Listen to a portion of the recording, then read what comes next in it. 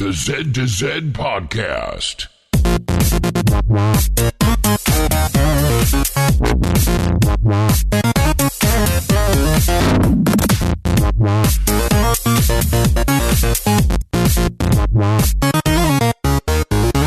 Good morning, good evening, or good day, and welcome to the Z to Z Podcast, the home for Xbox achievement hunters and gamerscore junkies. I'm your host, Brandon Fream, and thank you so much for listening. At Z to Z, we love gaming, and in particular, grabbing achievements and gaining gamerscore. We do news, reviews, and interviews. If it's about achievements, we'll unlock it. So apparently now that Tarragon can edit quicker, we get to have these mammoth 3+ hour long shows. So whether you like it or not, we are all over the place on this one. We talk controller chucking, decimal details, and games media pushing agendas. Throw in little genies, Pokemon, new planets, community meet-cutes, and we try to understand the complex creature that is Randy2727. You can find show notes for this show as well as previous shows on our website, z2z.com. This is episode 63. You can also contact us with questions and comments on Twitter at Z2Z, Z-E-D-T-O-Z-E-D, over at our forums, forum.z2z.com, or of course email us directly, contact@z2z.com. Today's show is brought to you by the achievement Overcooked from the game Overcooked. This titular achievement is the second easiest of the game, which can be quite a challenging completion if that's your bag. I picked this achievement because recently unlocked this while I was playing with my kids. We had a 3-player game with myself, my 8-year-old, and 6-year-old. And this achievement unlocks when you use the fire extinguisher to put out a fire that happens to occur when you leave a pot of soup on the stove for too long. Let's just say it didn't take long to trigger this with those two. And my family promptly burnt the soup. And I got the achievement for putting that fire out. I'm thinking I might try this game with my wife to get her into gaming. It'd be kind of a true test of our relationship and see if we're actually compatible. Special thanks to developer Ghost Town Games and publisher Team 17. And if you, our fantastic listeners, have a suggestion for an achievement sponsor, let us know. You can contact us Twitter, of course, at Z2Z, Z-E-D-T-O-Z-E-D. Come chat with us over at Discord, discord.me/Z2Z. Or, you can even leave it in an iTunes or podcast review post. So, let's move into the regular show and grab my co-hosts. All right, another wonderful Friday is upon us, and we are ready to record. It is glorious, and we've got our full house yet again, although Damien with us is likely on borrowed time, of course. When is that baby of yours going to, not bother the show? Have you talked to her about it yet? Yeah, I'm guessing with the way that kids are in this day and age, probably when she's 25, she'll finally get out of the house. Well, she's probably a little young to be a millennial then, huh? What do you think they're going to call them? I don't know. Post-millennial. Anchor children. There you go. Yeah, it's like the next level ball and chain. Dependents for life. Tax write-offs. It'll be the zombie generation.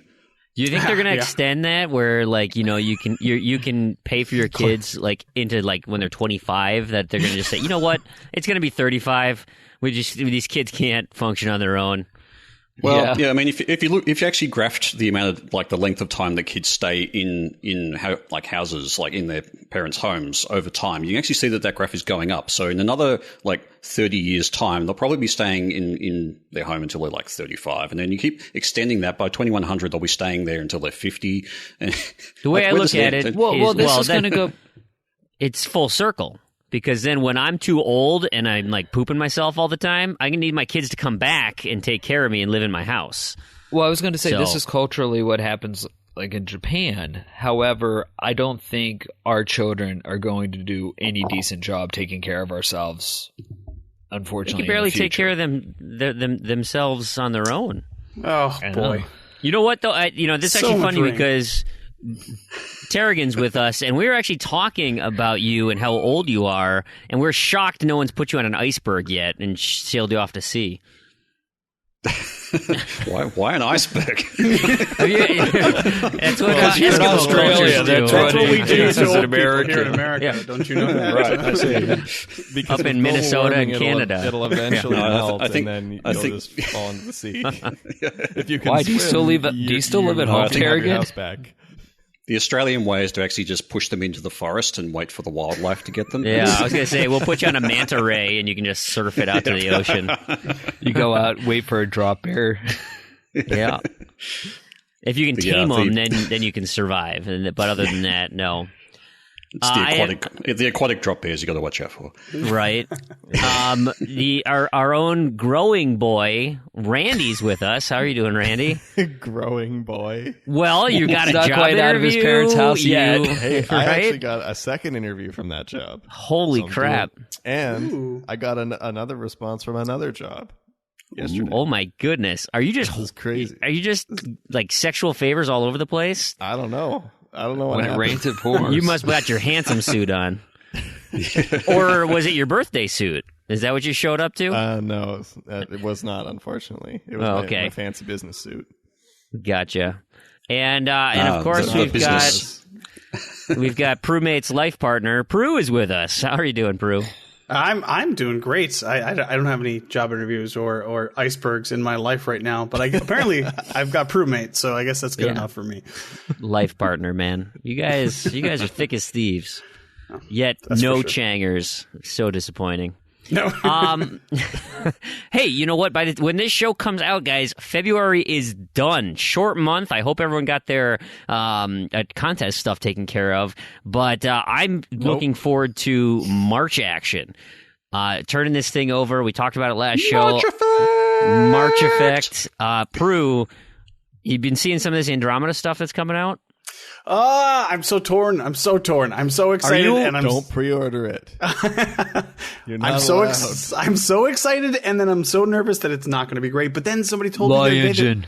Well, yeah, there's that. And then my friend was like, you know what? Dragon Age Inquisition was fantastic. And it was. And so maybe they're going to take the same lessons they learned from that game and apply it to Mass Effect. So now I'm like, oh, wait, it is going to be amazing. But then I'm like, well, maybe it won't be. And I'm so excited and torn. I can't even handle it. Have you gone on media blackout at all, or are you still following everything? No, I don't absolutely gobble up every piece of little bit of information that they put out there. But I like the other day I watched 2 of the gameplay videos that they showed, and They look pretty good.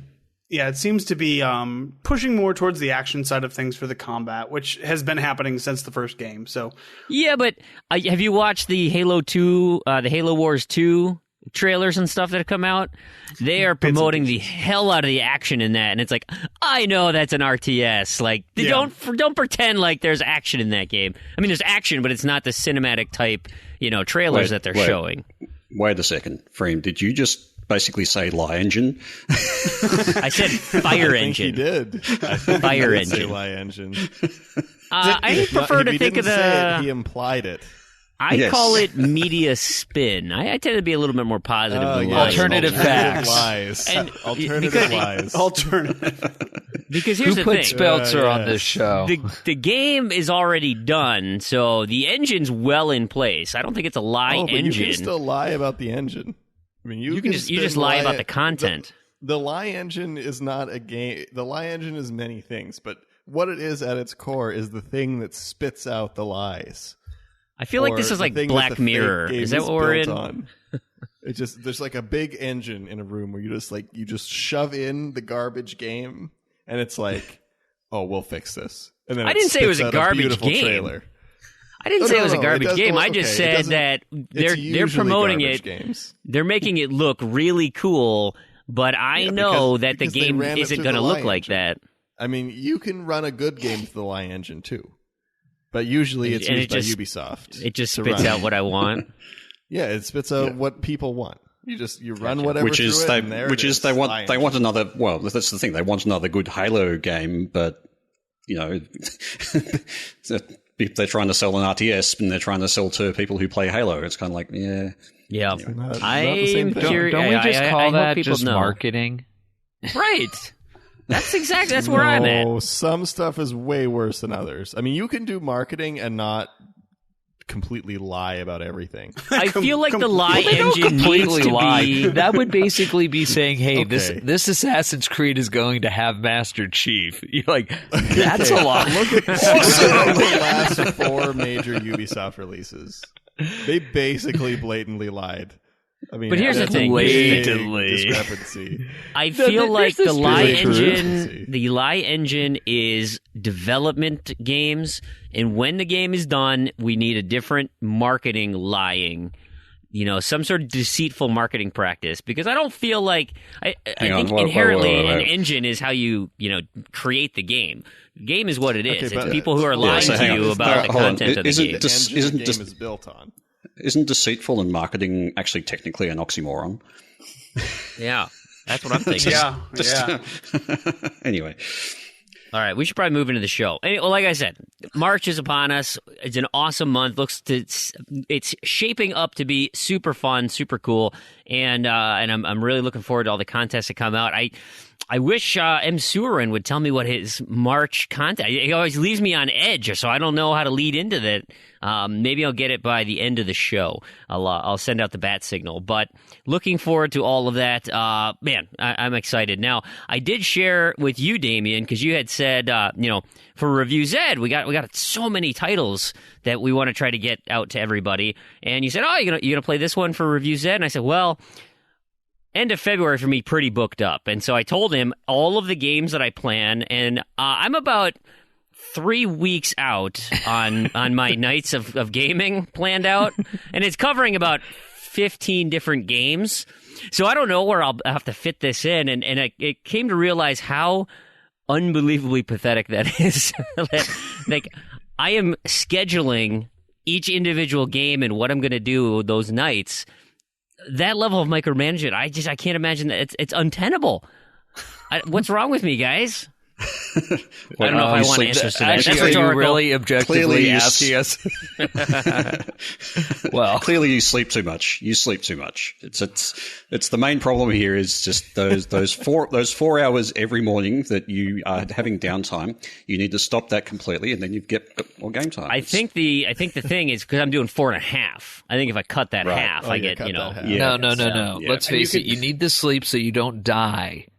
Right. It's the family, Fream. You got to tell them that you've had a good run. Maybe I could outsource my sleeping. Once my son gets older and we can go, like, I'm curious if, because Zombie Vikings just came out, and I was watching TrueAchievements and WebChimp on their stream play that game. And I was like, this, I bet my son and I could play this, a little goofy beat 'em up, a brawler type thing. I love those games. Anyway, let's move into our wins of the week.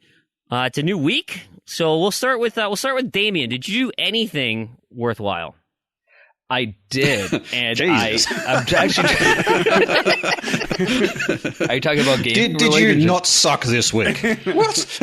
Well, it depends on I'm who looking you at ask. me and Tarragon, and I don't think we did any gaming thing significant. No. So somebody needs to. Well, I was going to say I'm going to avoid Typoman since we'll be talking about that later. But actually, literally right before we started recording, I got my accumulate 20,000 coins in Tiny Plane. So it's one of the newly delisted Windows Phone games. So I decided, rather than risk my phone crashing and never finding it again, just go through, finish it up. So that was the big grind for coins. Now I can unlock all my planes and go get the other 3 achievements and just delete that one from the phone. So that reminds me, actually, there has been a blog post by Shadow Kisuragi on who's also the person who manages a list of the compatibility of games on various Windows platforms, and he has actually detailed a way to reinstall delisted titles on Windows Phone 8. Works on 10 too. Yeah, and it works on 10 as well, but also that's works on 7. Okay, well, yeah, there are now ways to get delisted titles if you can actually find the source files, like the source sort of package for it. There's a way to get those games back now. So I'll put a note to that in the show notes for people who might be interested. It does require a bit of developer work. Like you basically need to be a developer, and it's not a straightforward process, but it is possible. It's not super hard. You need the SDK, which is the software developer kit from Microsoft, and log into your phone and just set it as a dev. Were you able to get yours to work today? Yes. So I do have a Windows 10 phone that I have registered into dev mode. The only phone that I still have 8.1 on, I really don't want to install anything else on it. I don't have any delisted titles that I need back on there. Same kind of thing with the 7. But I followed through the steps. It actually worked. Fairly straightforward. It's really just finding the XAP files to sideload. Yeah, and that's the tricky bit, and also technically, there's a bit of a legal grey area on that sort of stuff. So I'm doing self-state saved backup. So really, if it's your own game, if you already have a license for it, that's fine. But there are some issues there. So anyway. I think that's pretty much all covered. It's a lot of that's covered in the blog post, so you'll find that in the show. And there's lots of info in the comments as well, so give those a read. Nice. Well, Randy, why don't you take over? What's your win of the week? My win of the week is actually not an achievement this week. I got back into System Shock. That's one I've been wanting to play for a long time. Very old, very dated, but with how much classic. Yeah, it's a classic. It inspired a lot of really popular games today, and it's something that I've wanted to play for a long time. So I started getting back into that. It took me quite a long time to relearn how to play it because I had started playing it a few months ago and then kind of stopped. It's interesting because if you play with the original control scheme, you have to actually drag a slider to look up and down, which it's a first-person shooter mostly. It's more of like an adventure game with first-person shooter mechanics, but it's just funny seeing like how far games have come. But fortunately, this version I'm playing is slightly updated, so you can actually move with a mouse the way you would in a modern game, which makes it a lot more bearable. But that's a tough game. I bet I'm playing on like just barely above easy, and man, it's tough. So I was watching gameplay of that new, and I'm sure we'll talk about it on shovelware when it comes out, because it's on our list. Vaccine, and I didn't realize that was cool. An older title, and it has the tank controls and just the procedurally generated mansion. And I'm watching this thing, and I'm like, the game design, they do some really cheap things because of the way the camera is and stuff. I'm like, God, how did we used to play games? Like, do we just must have gotten so frustrated with this horrible game design? Well, even think about like the one I was really thinking about the other day was Jet Force Gemini. Ugh. And like that game was like a tough FPS, like a moderately difficult to tough FPS by today's standards, played with one stick. Yeah, and when Rare Replay launched, like everyone was super. Not everyone, but a lot of people that had played that game were really excited to play Jet Force Gemini again, and they didn't have modern controls in it, and so a bunch of people complained right when it came out. They're like, "This is unplayable. Like we can't play Jet Force Gemini because the controls are so bad." So then, like I don't know, a week later or something, Rare released a patch that let it play mostly like a modern shooter. I mean, you can only do so much in rebinding stuff, but to be fair, those controls were awful when the game came out. I mean, that's what I'm saying is like, I mean, that was like a big first person shooter then. Third. Oh, right. Third. Yeah. But yeah, it feels like you're playing with a brick. I mean, even with the updated controls, it is rough. That's a rough game. And I mean, it was fun. It is really interesting to reflect how much the user interface has changed in games over the last sort of 20 years. Just things that we take for granted as conventions in, the way first-person shooters work and the way that third-person shooters work and the way the camera controls work and that sort of stuff. It's kind of, you go back to N64 era or you go back to previous eras like any of the previous sort of eras and things that we take for granted just didn't exist back then. So we had all of these clumsy, complicated, or downright they just got in your way. Like they stopped you from playing the game the way you wanted to play. And that's pretty amazing. It's funny too because like thinking back to that is like you just accepted that in every game as an issue. Particularly with like kind of the GameCube era of like 3D platformer type games. Like, you just accepted that the camera was bad. Like, you were just constantly adjusting it all the time. Like, that was just what the right and left trigger buttons were for. They were for adjusting the camera because it was bad. And then you just accepted that and moved on. And then now, like, I can't remember the last time I played a modern kind of, main, like, $60 type release where I had to adjust the camera at all. Yeah. Have you played any later Assassin's Creeds? No, I haven't actually. Well, I mean, I don't know. I guess you could look at a game like GTA where you kind of adjust the camera, but I mean that's more just looking around. Yeah. It's not really. I think camera. I think the difference is that adjusting the camera with say the right stick has just become such a norm in the way that you play those games that you don't even think about the fact that you're adjusting the camera constantly as part of your play. Whereas, that's a good point. Whereas in the past, either games didn't even have a camera adjustment option, or they were kind of clumsy or out of the way. I remember the N64 Mario 64. That was kind of the first time I really learnt and really remembered learning how to use the camera controls because they were just important to be able to flip yourself around to view things in the right way or get yourself in better views of where you need to jump into 3D space. So that was actually probably a good example of sort of early camera control, but it still had its problems. It was actually pretty good though. Like if I'm remembering Mario 64 it wasn't like a lot of other games at that time where you were fighting and it usually worked, and then some jumps you might want to adjust it a bit or something. That was the biggest revolutionary part of that game was the camera control, that it mostly kept out of your way and you could play that game to your heart's content. It was amazing at the time, and it still stands up. You can go back and play that game, and you fiddle with it sometimes, but 99% of the time, it's just going to be fine. It's funny because now that my son, obviously, he plays a decent amount of games, and he's a big fan of Minecraft, and so when I'm not available to play, he will ask. So if like my parents are babysitting, he'll ask my dad, who he's in his 60s.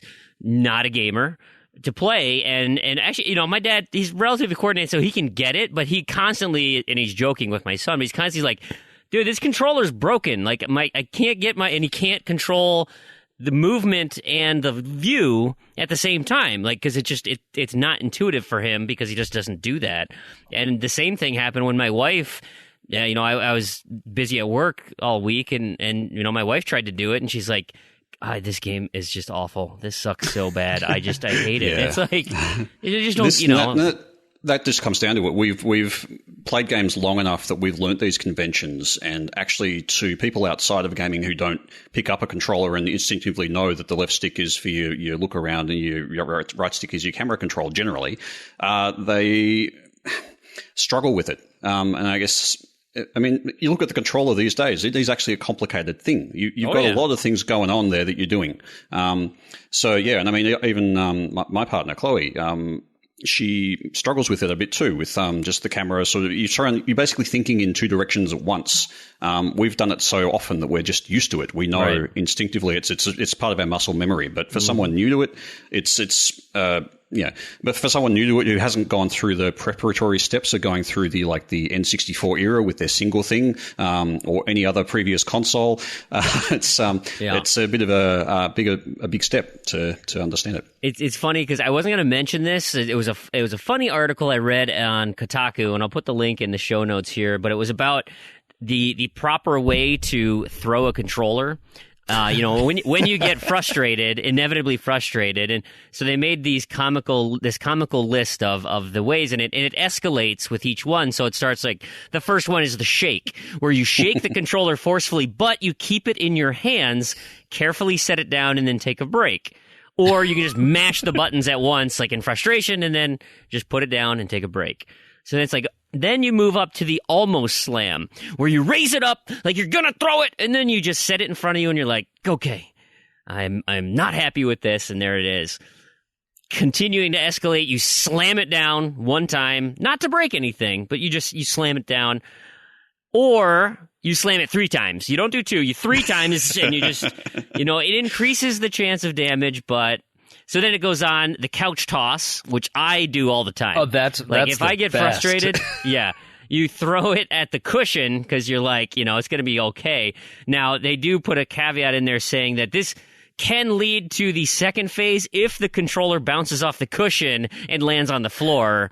That that increases your chance of damage. He moves on to the floor toss, where he says that the couch is too good for this controller. It's going on the floor, and you throw it on the ground. I think one of my favorites was the whole enchilada, where you throw the controller at the TV, and then you get up, rip your console out of the entertainment center, throw that, pull the cables through your entertainment center, throw them over your shoulder, and then projectile vomit all over it. Wow. That sounds like what my wife would do just if she caught me playing when I was supposed to be doing something else. This article very much devolves into some just pure insanity on it. But it was pretty funny because I looked at that. I was thinking of the first few there, and I'm like, I totally do that. I totally do the couch slam when I get, because I don't want to, these controllers are expensive. Like, I don't think I've ever broken. Have you guys ever broken a controller? Yep. Throwing it, I mean, in frustration. I've ran over it with a chair. Back when I was a little tacker, I would get very frustrated with my Commodore 64 to the point that I must have actually broken the case on the several Commodore 64s just from bashing the thing quite heavily. So yeah, I was an angry kid.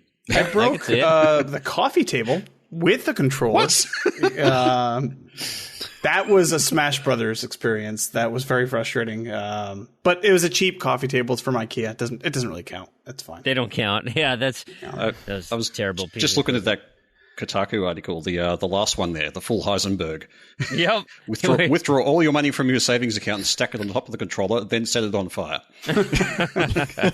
Yeah, it's a funny article. If you get a chance, take a look at our show notes. It's pretty good. We're still in wins of the week here. Tell me, Proulx, you actually played a game to have a win of the week.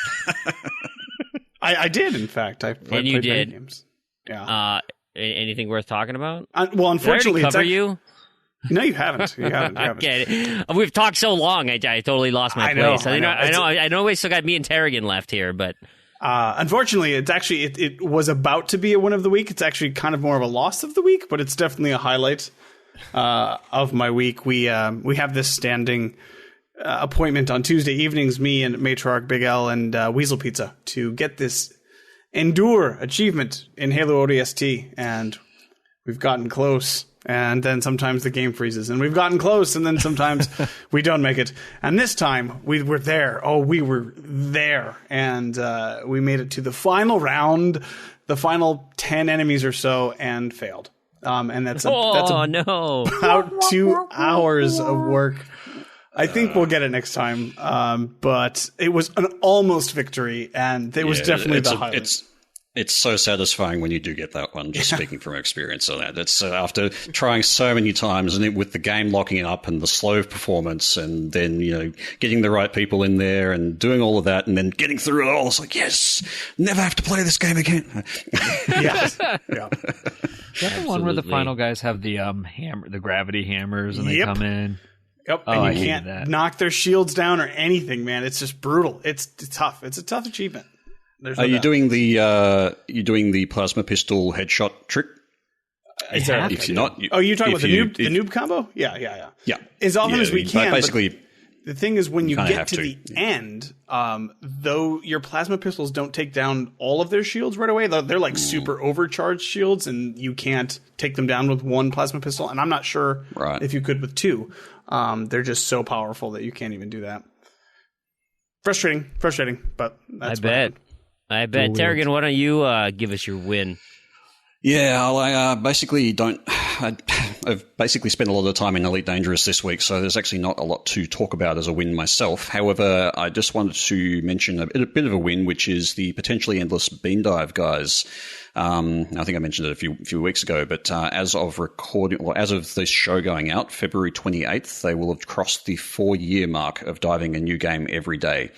So just wanted to give a shout out to Montana 97, Sea Monkey Powder, and Mad Eye Pad for hitting their 4-year anniversary. That is insane. I think they're getting together to dive the new Call of Duty, so Call of Duty Infinite Warfare or whatever it is.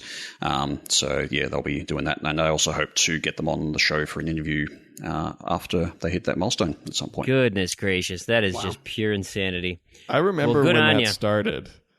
Because I was thinking, like, this is going to go on forever, and that was before ID or anything like that. I was thinking, like, this will take a while. This could go on for a very long time, it's like, it could go on forever, right?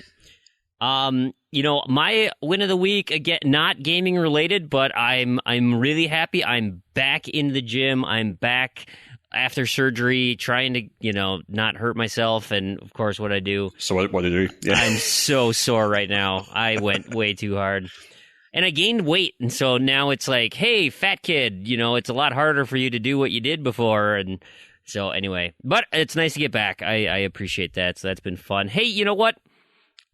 We got an awesome community out there. Why don't we pull into the comments and feedback? We'll start with a YouTube comment we got, Crandy, and this is from Vince Alsop, and he says, hey, hold on. The same guy that snitches on people for cheating uses a lag switch in Saints Row? Come on, that's not hypocritical at all, is it? I'm reading it like that because that's how I read it. Did you read that as trolling, or did you read that as him just being trying to egg you on? I don't know. I don't know. I don't know how I read it. Come on, let's face it. Randy is one big conundrum at times. Yeah. It's not cheating in Saints Row because everyone does it. Well, there you go. like jaywalking. Keep telling yourself that. It's not against the law because everybody does it. Yeah. Fine. Let's. How about a different kind of lag switching? It's a victimist crime. Well, all right. How about we ask you a question that I know we're all dying to hear the answer to? Miserly Pluto. Hey, wasn't it his birthday this week? Hey, happy birthday! Ago, yeah. It's Alex, right? Yes. Happy birthday, Alex. So Randy, he asked, why does Randy like leaderboard achievements so much? Hey, weirdo. Yeah. Why? What's your deal? So this came up in Discord, and then I was thinking about it. I was like, I was going to write a response, and then I was like, no, I don't want to type that out. It's too long. So it's story time. All right, let's hear it. I'll be back. So make another coffee.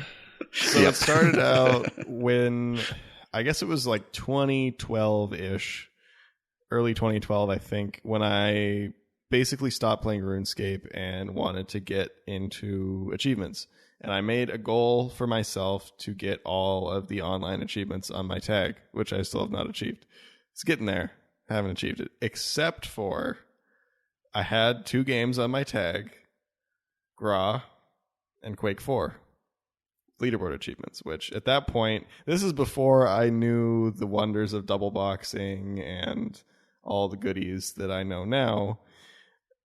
Those are like, okay, I'm never going to get these. I can get everything else, not ever going to get these. And so I started working on that very slowly with 1 box and a few boosting sessions.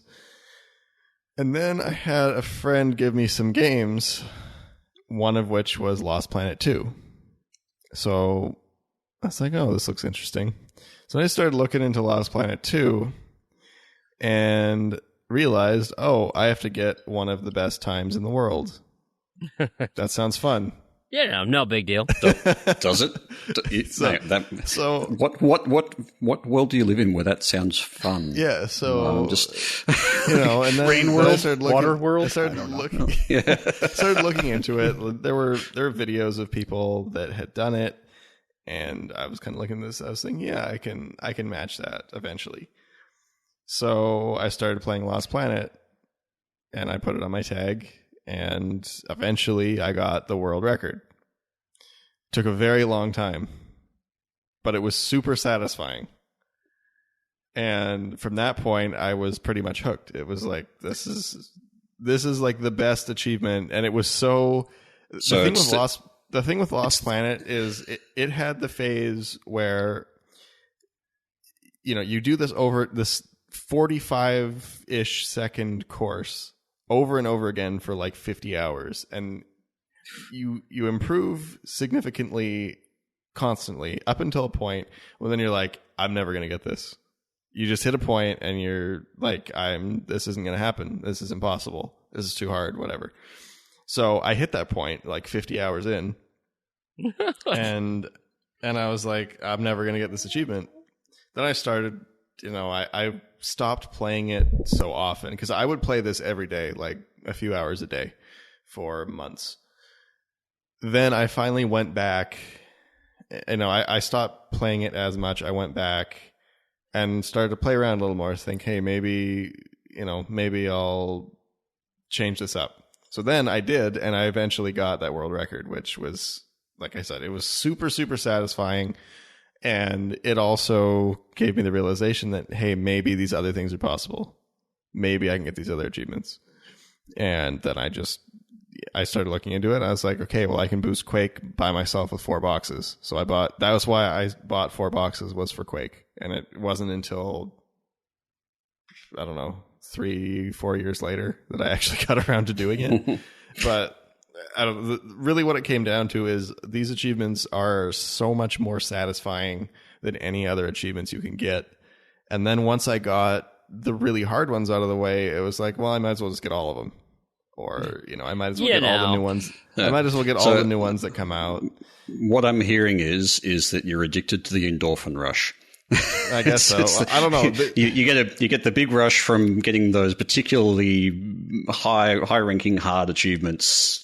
And it's like, I mean, Gra was very satisfying to finish, but it was different because it's just a grind. Like it's going to end, but it's not like the skill based leaderboards like Lost Planet that are tough. When I actually still haven't gotten the Lost Planet achievement that sub achievement is part of, because it's like it's like another 200 to 300 hours worth of stuff to get the achievement. I plan Seems on worth it. it. I will. And Lost Planet 2 is a fantastic game. I love that game, but yeah, it's a lot of grinding. So That sounds insane. What, Lost Planet 2? Just do any of the leaderboard achievements. That's just ridiculous. I mean, Gra is like 4,500 hours, like I've mentioned. I don't know what Gra is. Too long. Quake is like 2. If you're doing it yourself, Quake is like 2 to 250, and Kane & Lynch is like 300-400 at this point, probably. Kane & Lynch is probably more now. People started competing again. Yeah. Yep. Interesting. Hey, so kind of in that vein, Beer Me asks that he has now hit 1,500 hours in Neverwinter, and he's curious, what game do we have the most time in? And that's not including time spent boosting, but like actually playing for real. I've talked about this before, and so it should come as no surprise that Destiny is my longest time I've put into a game. 464 hours into the game, and that's actually legit played too.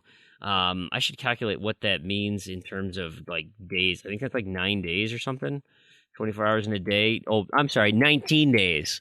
In Destiny. Only 9 days. 19 days in Destiny. That when you say it like that, that seems pretty obscene.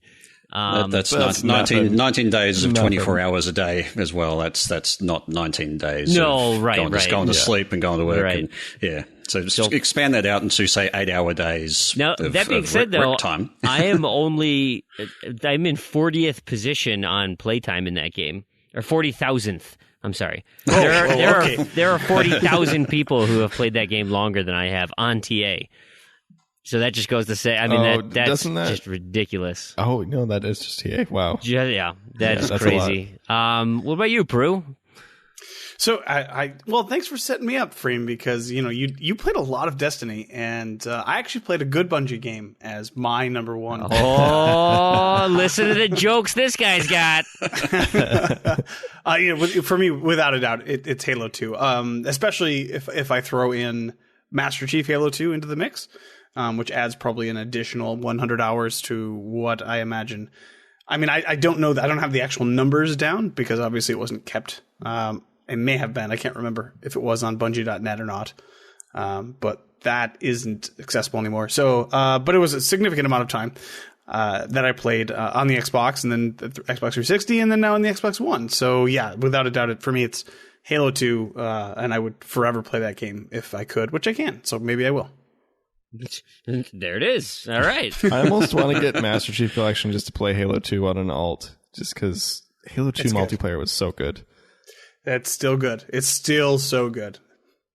For sure. What about you, Tarragon? What was your long one? Yeah, well, I feel like we know what this one is too. Can you corroborate it with some evidence? Yeah, it's going to be Elite Dangerous almost certainly, and I've actually just looked it up in game. They give you an approximate time played within the game, and the approximate time played is 4 weeks, 5 days, 12 hours, and 57 minutes currently, which works out to about 800 odd hours currently, and there's still a lot more play time that I'll be putting into that. So yeah, it is probably eclipsed most of my other games easily. Man, that is crazy. Yeah. Wow. What about you, Randy? Well, I think I have all you guys beat by about 300 days. Oh, jeez. Yeah, but were you really playing? Yes, okay. There's no boost. I did not boost things. I grind levels, but that's not boosting. That's part of the game. It'd be RuneScape. 356 days, 0 hours, according to the in-game tracker. So that's not my account is 356 days old. That is, I have played actual game time. How long? Like, how many years have you actually been playing that game? My account is somewhere between 10 to 11 years old. Right. I actively played at least 6 years, and that's where it was basically the only game. I played RuneScape was like 50 to 70% of my gaming activity, I'd say, for those years that I was extremely active. I've kind of come and gone. You never really quit RuneScape. You always come like it's always got its hooks in you. The funny thing is, like, I'll go back and play for maybe a month, 2 months, 3 months or something, and I'll see people I played with like 7 years ago that are still on my friends list. Still remember who I am. I remember who they are, and like we'll like chat and get together. Like it's funny because the people that played old RuneScape, like, yeah, you just always go back sometimes. And it's fun. I like to do that. It leads me to an interesting question, which is slightly off the question, but also kind of neat to think about.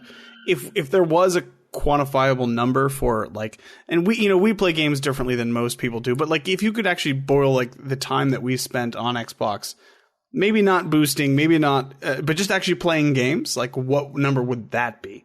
Like, just on your total Xbox, up everything? actually playing. Yeah, like, what obscene number would that be? Like, that would be so many. Crazy to... And I just converted that RuneScape playtime into hours. That's 8,544 hours. Nice.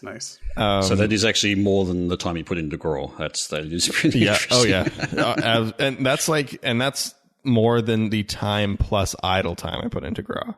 Wow. Right. I would assume. I mean, I don't know, maybe not, but yeah, we'll see. But anyway, the other interesting thing is my rank overall, I assume this is by total XP gain, is 88,236. So there are 88,235 people that have more XP than I do. Which means, I mean, the other thing too is XP gain has increased like exponentially since my peak playing time. So it's much easier to gain XP now than it was when I spent most of my time playing. So it's not necessarily to say that many people have more playtime than me, but I mean, I would say, given that I've played the game for almost an entire year, that's I personally think that that's kind of a low rank. Yeah, I kind of wonder. I wonder what people's stats are on games like World of Warcraft for people who've been playing it since it came out. Yeah, it's pretty huge stats pretty there. crazy. I mean, I remember hearing, I think, Sean Finnegan on IGN, and he was talking about his playtime was upwards of like 3 years or so. I don't remember the exact number, but it was in World of Warcraft. I mean, it's just insane the amount of time that people invest into that. But you also have to consider too, a game like that is when you play a game like that, that's basically all you're playing. I mean, you can play other stuff casually, but when you're playing, like if you're really into like an MMO, I mean, that's just all your game time. And it's not even just your game time; it's also your social time. A lot of times, and it is. So you're playing with people that you're developing friendships with, and all this stuff. So like, there are incentives other than just pure gameplay that obviously that keep people coming back. To these kinds absolutely, of things. and like I mentioned, like it is RuneScape in particular. I think was social in a very different way than a game like WoW. It wasn't a game where you find a clan or a small group of people and you just socialize with them. It was people would just chat. Like you would just, go somewhere working on a skill or whatever. And like you would just chat with people all the time. And, if you, had a good conversation with someone, you'd add them to your friends list and then chat in private chat or whatever. What are you talking about? I chat with people in Halo 3 all the time. I tell them they're noobs and that they suck. And then, and then you teabag them and go on your way. Yeah, exactly. Yes, exactly. It's a great conversation. And the other thing too with RuneScape is funny is my first friend that was not a friend that I knew in real life, that I played RuneScape with. I still stay in touch with him to this day. It's just kind of funny that we've known each other for like, I don't know. Yeah. Like since my account was made basically. So. Jeez.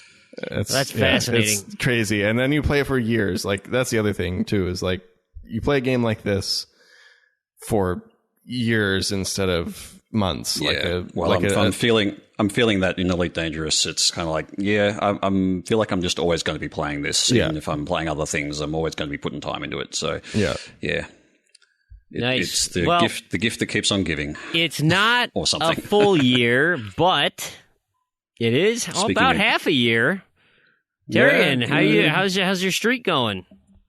I hit 150 days. And BME has been following me along. So we're doing well. So he's because we've hit a bit of a milestone, 150 days. He gave us another gift card, nice. which was really appreciated. Thanks, BME. So yeah, that's awesome. Minnesota.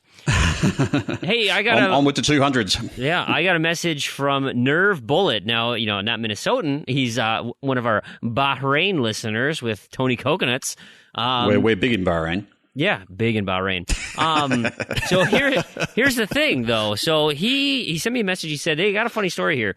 I met up with a non-Z2Z member group through a TA boosting session, and we're just kind of hanging out. I don't remember what they're playing, but we're hanging out and we're just talking about where we're from. And he says, Bahrain, yeah. And we got this conversation talking about sports, other games that you're working on, and he said, well, I'm kind of working on Titanfall. We've got this group that we're kind of a steady group we're doing. And he goes, the other guy says, oh, like the Titanfall group?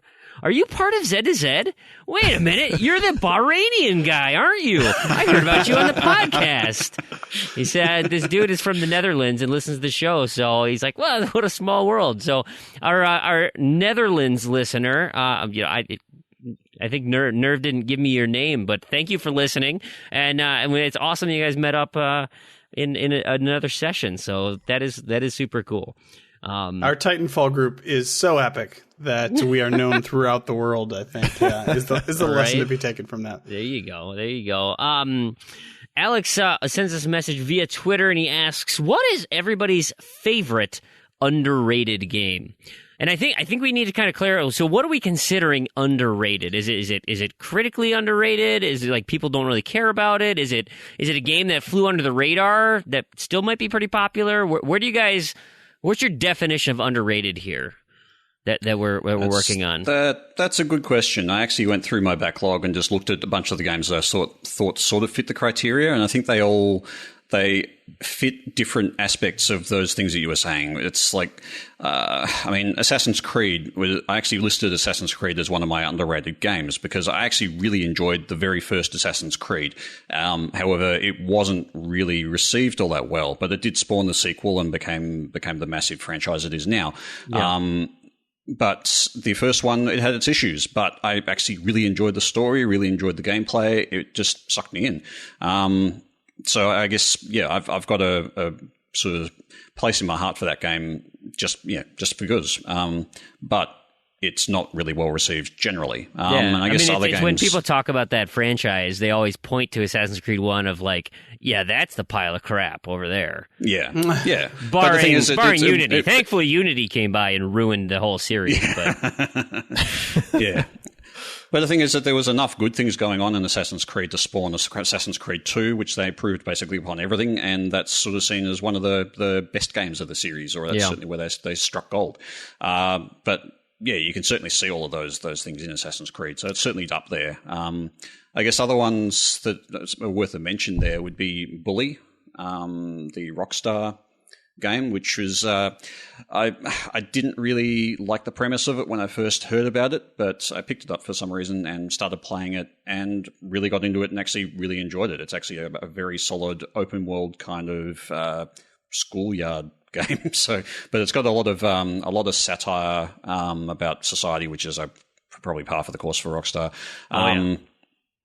But I guess it's still one of those games that you kind of need to... it's a bit rough around the edges. It's an earlier one of that sort of style of game.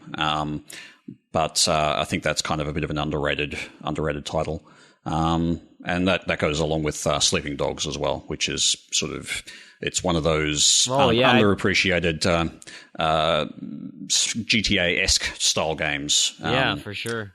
That's a great example, I think. I think that is... I mean, so many people talk about its praises, but I feel like it's always in the shadow of the games that it's similar to. That well, it's not GTA, so it's not worth my time, kind of thing. Yeah, except that it's a great game and has a really great story, and I'd highly recommend playing that if you get a chance to. And I certainly would love to see a sequel of Sleeping Dogs.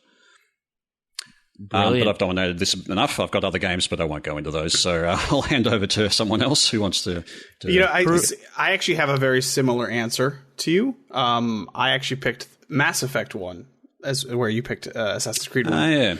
I actually I personally believe that Mass Effect, it's probably my favorite game on the 360. And of course, thinking in my head that's debatable, but it's definitely up there. I think it's... Mass Effect 2 specifically, and then Mass Effect 3 also get lots and lots of praise and wonders. And Mass Effect 1 is kind of looked at as this game that, you could go back and play it for the benefit of going through and playing the whole saga, but sometimes you don't have to. I love Mass Effect 1. It's my favorite by far of the Mass Effects. And it was more of a true RPG than the later titles. They certainly stripped a lot of that out of the later titles, and I think that's why the later titles were better received, because it appealed to a much larger market. But if you were an RPG player already, and you picked up and you liked the sci-fi genre, Mass Effect, the first one, was by far the greater As a pure RPG style game, that was the greater of all of the series. I mean, that's the thing. The other games their other games are great as well. They're different styles of game, I think. Yeah, and we started the show earlier talking about Andromeda, and I'm like, it's moving more towards the action stuff, which is fine. It's good, but it's like there's something so pure about Mass Effect, and I love that game to pieces. And I recognize that obviously Mass Effect 2 and 3 are way more polished, and probably better overall gameplay wise. But there is just like you mentioned, Tarragon, like there's just this RPG-ness that was lost in transition, which I'm okay with losing it, but there's this intangible kind of like the environment, the aesthetic of the game is just, I don't know, it's just so wonderful and perfect and great that I love that game so like much. Dead Rising 1 to me. So when we had the debate, it's you guys were something talking that's undescribable. About it, yeah. You can't put your finger on it, but there's something like I think the best way you describe it is best way, kind of, I don't know if that's the right word. Anyway, pure. It's pure in everything there. It hasn't been kind of tainted by trying to cater to everyone. It's just, this is the idea, as good as we could do it the first time, and we did a really good job of it. Well, I look at that. Were you the one who posted that video of Dead Rising 4 and Dead Rising 1 next to each other? Oh, man. I think I was the one who posted that. But yeah. I finally got around to watching it the other day. Yeah. Yeah, it's just the shocking. comparison between the amount of the lack of detail that's in Dead Rising 4 compared to Dead Rising 1, and it's unbelievable. And that, I think that goes to your point, Randy, is that like you're trying to cater so much to the casual gamer that you lose just the playground, you lose the sandbox, lose all of the soul. It's like here's the big sandbox, and here's your single shovel. Have some fun. Whereas other kids in Dead Rising 1 are like, you got all these buckets, and you could get all this, and like, and you just get all these toys to play with. And if you're in a pinch, you can just think, okay, what do I have with me? I need to get through here. I've got no food. I've got no weapons because they all broke. What do I do? I can, scramble through with, the lipstick container or whatever, the giant lipstick if I need to. And or there's a bench over there. Good. Whew. Yeah, and it was, somebody posted a comment somewhere that I think was very true, and they said it's like somebody took over the franchise and thought that killing zombies was the main appeal of Dead Rising. Which, while that is a very important part of it, it's not just killing zombies. Yes, of course, killing zombies is the core of it. The game is not a zombie killing simulator. It is a story-driven narrative which just happens to be in a world which is infested by zombies. Yeah, and it's killing zombies in a way that has character. It's not just get something and run over them. So, like, for my underrated game, I'm going through my list, and it's hard because I don't really. I was struggling with the criteria, and so like one of my favorite all-time games is Fez, but that was critically really well received. It's getting a bad rap because subsequently the developer went crazy and started attacking people, and so it's like, well, so is that underrated? No, probably not. It's probably highly rated, but the dude kind of ruined it. There's a couple of games here that they actually have pretty high user votes on TA, but the first Darksiders game, that's just a very kind of slightly more mature Zelda type game, Ocarina of Time, right? You go into a dungeon and you get the hook shot, and guess what? Kill the boss with the hook shot. And, they just did some cool stuff like that with, of course, with the demons and hell and all sorts of stuff like that. But the first one, it was enough to spawn a sequel, and then the development hell that Darksiders 2 went through. But it was a fun game, and I really enjoyed it. I got 100% in that one. That was one of my first completions, when I started to be an achievement hunter per se. Around that same time was Castlevania Lords of Shadow. Now, it never had and this was another one that's actually pretty highly rated on TA, but this never... It could never compete with God of War and the God of War combat. Now, I think of that as like chain whip wielding enemies, or any of that like real fast hack and slash type combat. But it was varied enough. It was cool, and still fit that kind of just classic adventure game feel. And so I really, really enjoyed that one. And then finally, I think what actually. Again, you guys can argue in the comments if this is underrated or not, but Deadlight, the indie game that from Tequila Works, it's a small game, easy completion. I know that's why most of the achievement people love it, but it was just a simple 2D platformer with zombies. Nothing super special about it, but for some reason, it really made me smile, and it was just a fun type of, the atmosphere was cool, the 80s style with all the background information and stuff. Like I really like that. Weren't all the achievements in that based off song names as well? Yeah, but I mistakenly said they were all like 80s songs, and someone was like, "Well, yeah, I mean that song was written in '77, so they're all classic rock type songs, And I think one of them's from like '92, and it's fine, but I think they're all song titles. Yeah. So those are my underrated games. I wanted to give it one last nod that a lot of people tend to put onto their underrated games lists. I haven't personally finished the game, so I can't really say it, and I'm not really necessarily in love with it, but Enslaved Odyssey to the West often hits those kind of lists. So yeah, that's a good one. I just give a nod to that. Yeah. It's okay. Yeah, it's pretty good. Yeah, and that's kind of where we're at, right? Yeah, it's entertaining. It's nice, but I think you're right.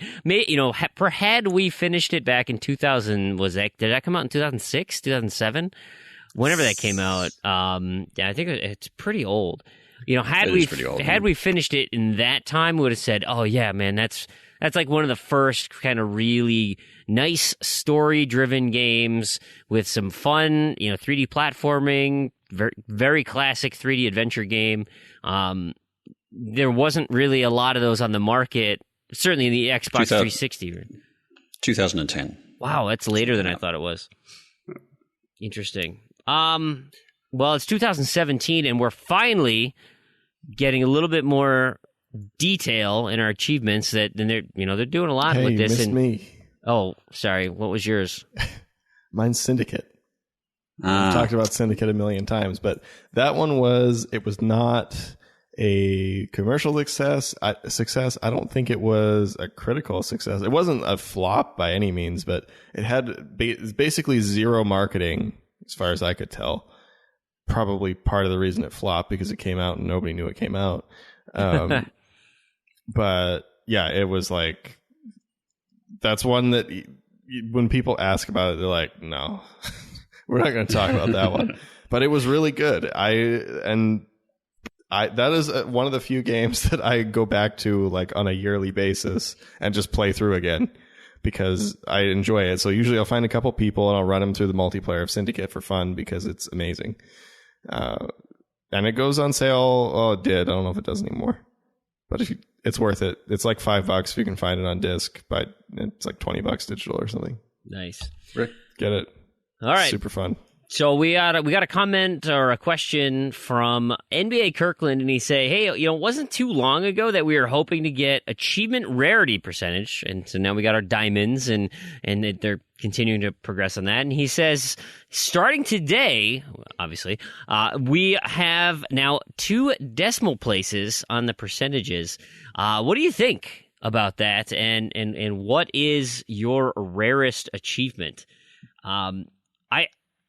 I want to circle back to this when TA inevitably has the ability to sort by these. As of now, they literally dropped today. They're incorporating it into the website, and so the functionality and all the little bells and whistles that typically we have just aren't in place yet. And so we were kind of scrambling to kind of try to find this stuff during the beginning of the show. But do you guys have any idea what you might, what your rarest achievement might be? Because it's interesting, you look at the TA ratio, which is supposed to be an indicator of how rare it is, but that obviously is within the TA community, and so they are gamers who are actively seeking achievements, and they depends on the type of game, because my highest ratio achievement is in a fairly unpopular game. And so, in Wipeout, the Kinect version, Wipeout 2, so that achievement actually is relatively comparatively, I mean, it's still like 0.2% or something, but higher percentage than some very popular games that people just don't bother finishing. So you got to try to find I click through a bunch of different games to try and find, okay, what has enough starters, and then what's the rarest achievement in this game, and do I have it? What are we looking at here? And for me, I think, and I can't find anything that's lower than this at the time, is Project Spark, and it is the Champion's Quest achievement, where you have to do all that Void Storm without dying with all 4 characters. I cannot find a lower percentage, and this one is 1.67%. I've seen lower TA percentages. This happens to be 1.76, but global percentage 0.04 is the lowest for me. So not amazing. I know you guys probably have some real crazy things, but that's my lowest. Yeah. Let's go with. I guess. Go ahead.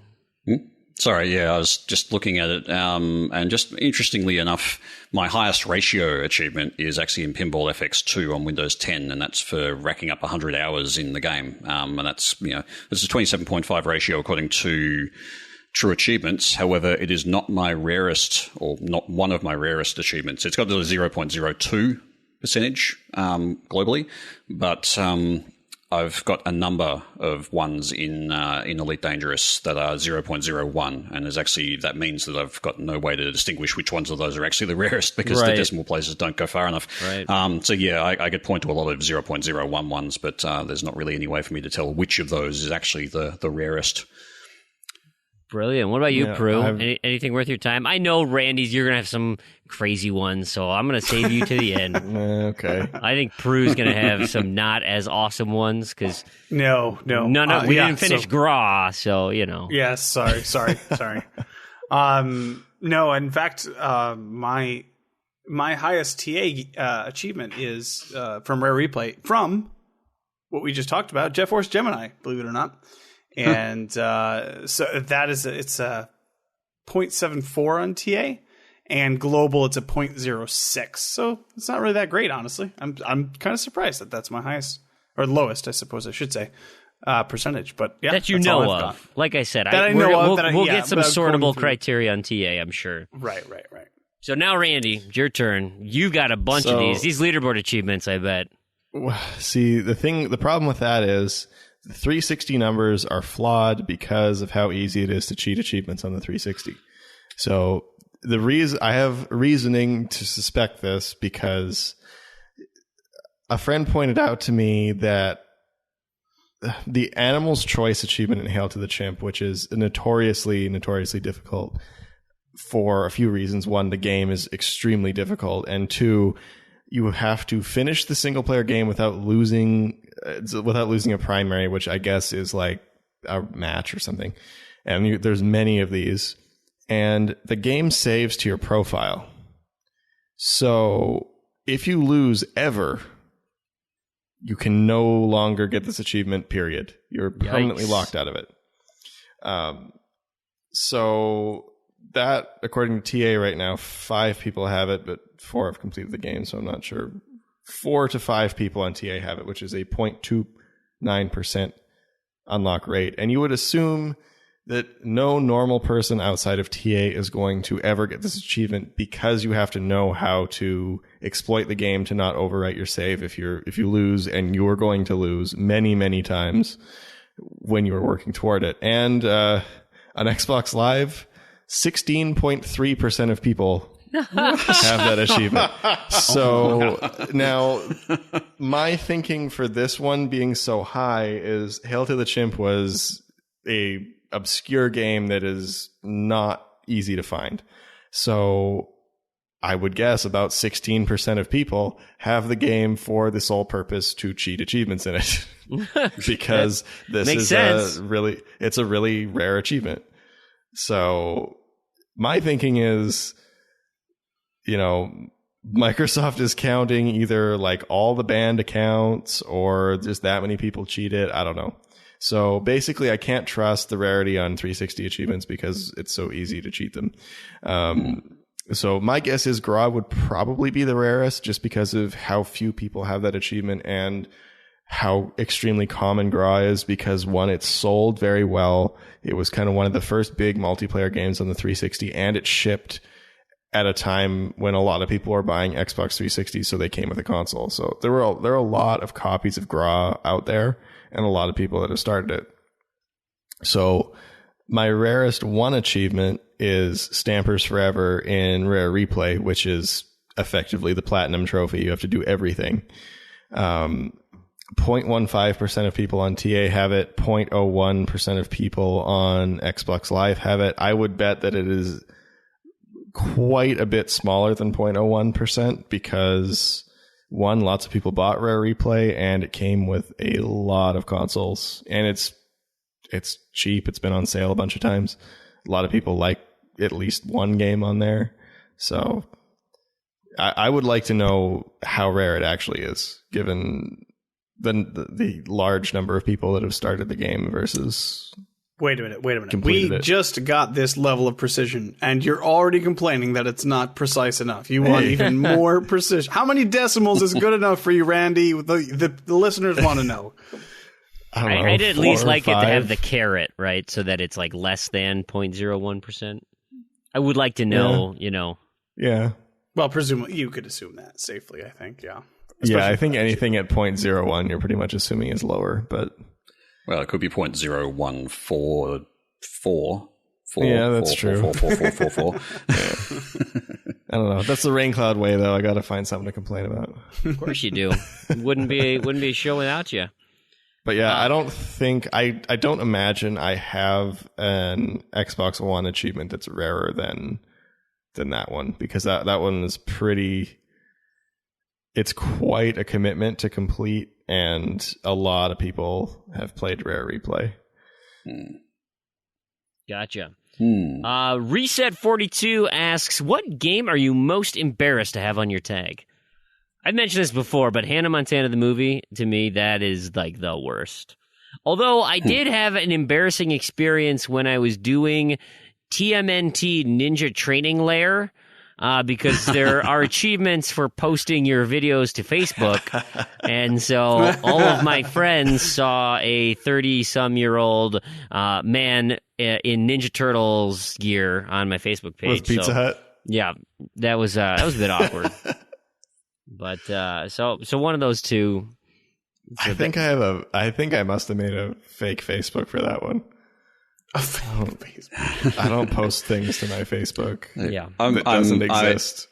I don't get embarrassed by any games that are on my tag. However, if I did, it would probably be something like Country Dance All Stars, which is just an awful shovelware dance game. It's you'd actually love this game, Randy. It's the I'm sure it sounds right up my alley. Yeah, it's amazing. It's like you're doing the dance routines, and it's of course country music, and you got the dancers in the background. But the way they've textured them, it's as if they've just used a flat texture on the clothes for all of the characters. So the texture doesn't actually move with their clothing. It's just like a background. And so they kind of, it's really weird. And it's so cheap. It sounds like that just makes me think of, it's really weird. There's this one game, because like, how on 360 games, the spine always has something on it, right? Like, usually it's the title, but there's this one weird, obscure Kinect dance game that I think was actually, it may have been from the same people, because like there was some shovelware company that just made like 5 bad Kinect dance games, and I remember seeing it at a store, and there's nothing on the spine. Like it's just like the pattern of the background on the cover, And then the title was on the cover, but there was nothing on the spine. It was super weird. I wish I would have bought it. This is interesting. The publisher is Game Mill Entertainment. Nice. Oh, Game Mill. Nice. I love Game Mill. However, they did Goosebumps the game. So I that's, know. See, Game Mill's funny because they also published the original Big Rigs. Nice. Yeah. Here we go. Yeah, Game Mill has a Game Mill is. I just love their name. Like they don't even try to pretend to not be a shovelware company. They're just we're just milling these ones out. That's exactly what churning it. We're just churning it back. Yeah, that's funny. Yeah, for sure. What, Proulx, do you have an embarrassment that's sitting around on there? I mean, I just don't think I do. I don't. Maybe I do, and I can't remember it, or I've shut it out of my mind. But there's nothing that I. Surely it's Destiny Pro. Oh, surely you know what? Destiny. Actually, thank you, Tarragon. Yes, absolutely. The game I'm most ashamed of is Destiny. No, I don't know. I've probably played stupid games, but I just don't care enough to like remember or I don't know. I don't think I have really picked up anything kind of crazy or ridiculous yet. Maybe I will in the future, but I'll send you a copy of Country Dance Stars. Oh, and me and Proulx, we'll line dance all night. So we'll do that, what we and have we'll get Toro and Toro. Toro is the best. Cauliflower Joel, Broccoli Joel, whatever. The other one from the makers of Toro. Yasai Ninja or something. Yeah, right. That game's great. Yep. Nice. Terry, you got something that you're putting your flag on? Yeah, I've already done that. The Country Dance All Stars. That's right. That's right. Yep. See what happens? That's who I'm missing, Randy. Randy, your whole tag is an embarrassment. Hey, I've completed GRA, okay. So you shut your mouth. I don't want to say I'm embarrassed by any games. The only thing that came to mind was Rock Band 4. It crossed my mind. But Rock Band 4, just because I feel embarrassed supporting that lie monstrosity of a game. Because it's just, oh man, it's such a disappointment. And it's not even embarrassing that it's on my tag. It's embarrassing to me because I paid full price for it.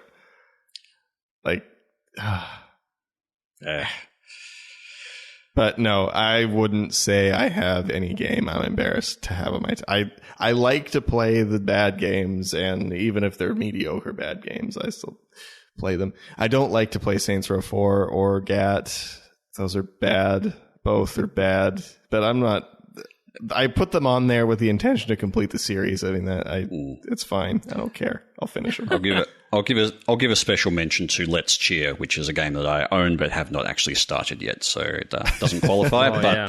It would. It would be what's coming. Yeah. Yeah. There you go. Elefet77, he says, I started playing Cosmo Run on the Windows Phone, Windows 10, and I absolutely suck at this game. Maybe it's the reflexes, maybe I'm getting older. Do you guys have any specific games that you just are terrible at, that you just suck rocks on? Yep. I do. Yep. What's that?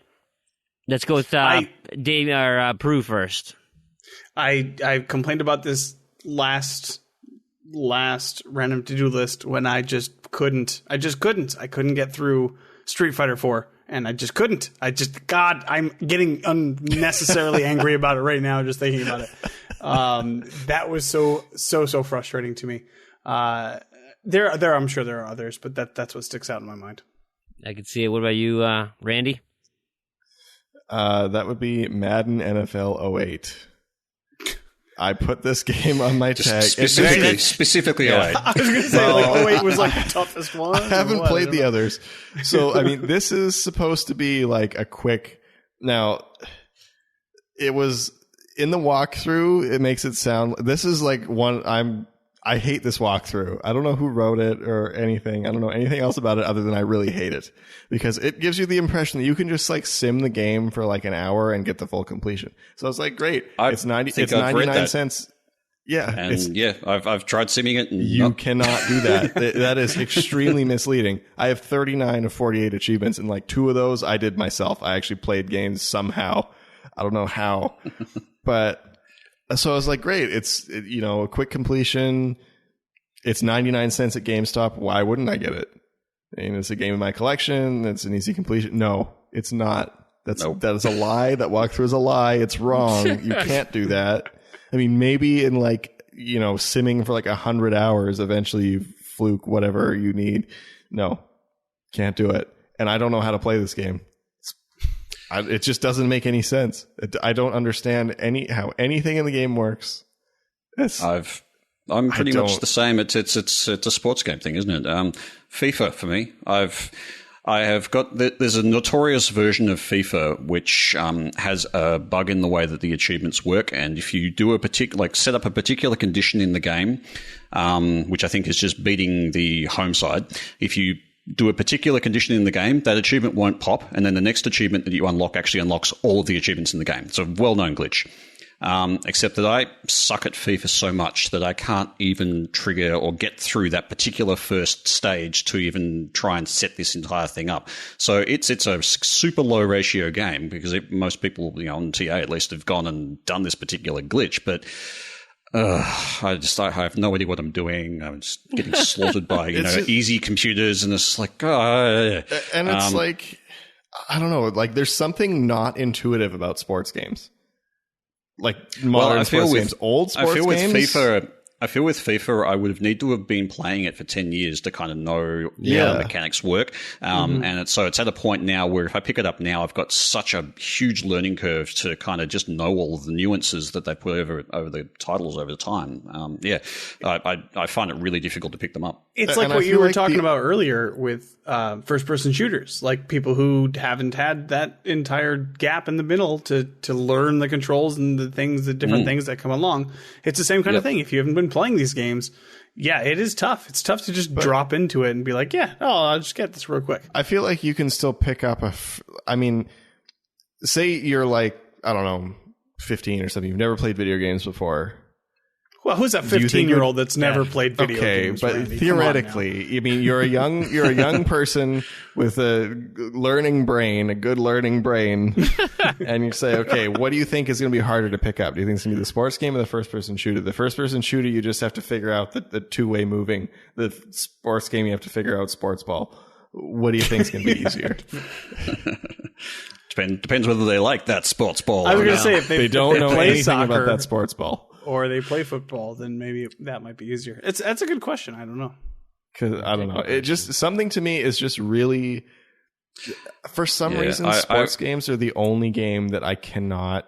I feel like I'm just so lost that I can't even begin to start to even kind of figure out how to play them. Yeah, I feel with me it's more that I don't generally have an interest in most sort of competitive sports like that, just as who I am and what I'm interested in. So I don't know the rules for a lot of these games very well, and I don't know the tactics that are involved. So trying to map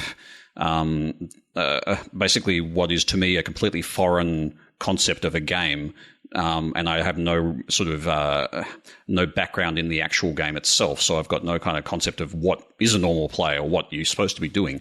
That's why I find it difficult with FIFA, especially because I don't really know soccer very well, and I know you kick a ball around, and I know there's some crazy thing called an offside rule, but beyond that, I just it's just like, okay, it's a sports ball game that I've never gotten into. So yeah, I kind of think that that's an extra hurdle for me, is the fact that I don't know the actual game and I don't know the actual rules, and so I've kind of got the double learning curve there. If I happen to know soccer, it will probably be a lot easier for me. And I know a lot more about, say, NHL than I do about soccer, so I actually find the NHL games a bit easier to pick up than I do a FIFA game. It's just one of those things. I was actually just going to comment on the NHL games. Being a Canadian and all, I mean, hockey is like just something that I know. I don't follow it at all, but I mean, I know enough about it to kind of know what's going on. Yeah, I suspect the same thing would be for any of you if you picked up one of the AFL games. Like, I know AFL. I'm not really an AFL follower. It's the Australian Football League. I know AFL and I know how it's played, so it's going to be a lot easier for me to pick it up, even though I'm not a sports game player per se, but I'm going to be able to pick up the game a lot quicker than any of you will because it's a completely foreign game to you. Yeah. So, yeah. But I was just going to say with that, I still have a really hard time with even NHL games knowing. I mean, it's a little easier. There's also a lot less going on generally. Like there's less space and you can kind of see stuff better. But it's like, I don't know. That's sports games. But the older sports games, like, I don't know. I played NHL on like Sega Genesis. I don't remember maybe I just had fun with it because I had no idea what was going on and I wasn't there's like 3 buttons frantically going for achievements, but it's a lot easier. Yeah. Yeah. It just seems like those kind of sports games are like more intuitive, but I mean, there's also a lot more depth to the new ones. So I don't know. Yeah. Probably just me. They got a big following. I'll say it's just me. There you go. But I'm very bad at sports games. I am also terrible at sports games. I'll probably put that on my list. And like Proulx, fighting games. I am just a button masher at heart, and I can't do fighting games. It doesn't work. I can't. Yeah, I'm with you there. Some fighting games, like some fighting games, like Killer Instinct, I can see myself actually getting better at it as I play it more and start to learn it.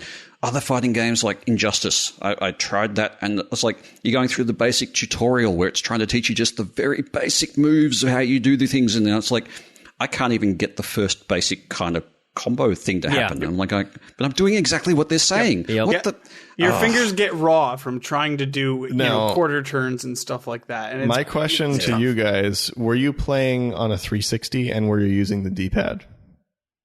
Yes. The new D-pad. Because I started with the analog stick. I'm like, God, I can't get this to work. And so I switched to the D-pad because I couldn't get the precision with the button presses. Yeah. The stick, you cannot play fighting games with the stick, like, period. No, it just doesn't disaster. Work. But even trying to do stuff with like the old style D-pad on the 360 is like impossible. I bet. It's so hard because that D-pad was terrible.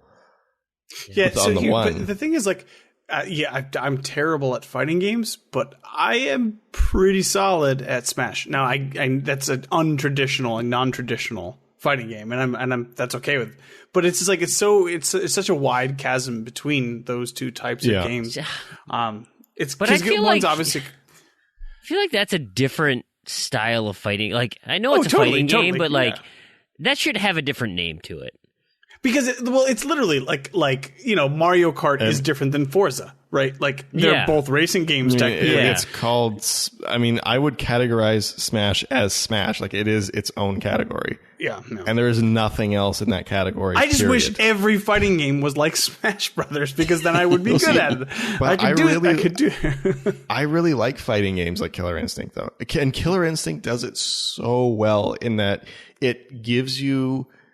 You don't have to know someone who's a pro at Street Fighter or Mortal Kombat or Injustice to teach you how to play the game properly to get into it. Yeah. It has enough of an intro curve that, and even in its matchmaking, has a very, very good system for ranked matches to get you in. I mean, yes, you're still going to be destroyed for like 20 hours, but every time instead of being destroyed forever in Street Fighter. They did a very good job of making it, of keeping all the depth of a fighting game, but giving new players a way to actually get some enjoyment out of it.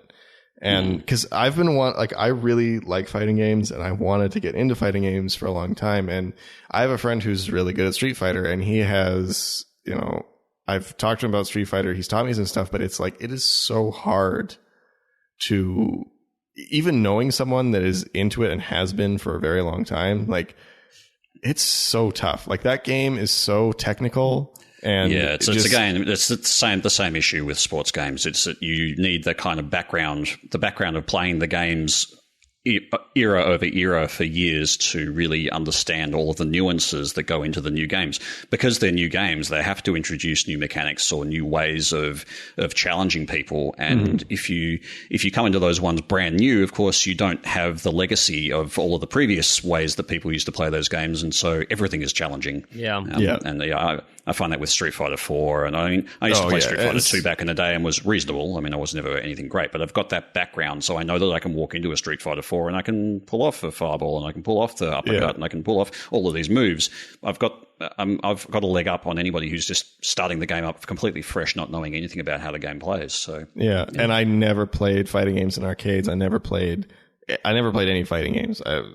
It's just something I like, games that are hard, that haven't been kind of, watered down to cater to everyone. And fighting games is like an entire genre that has not had that at all.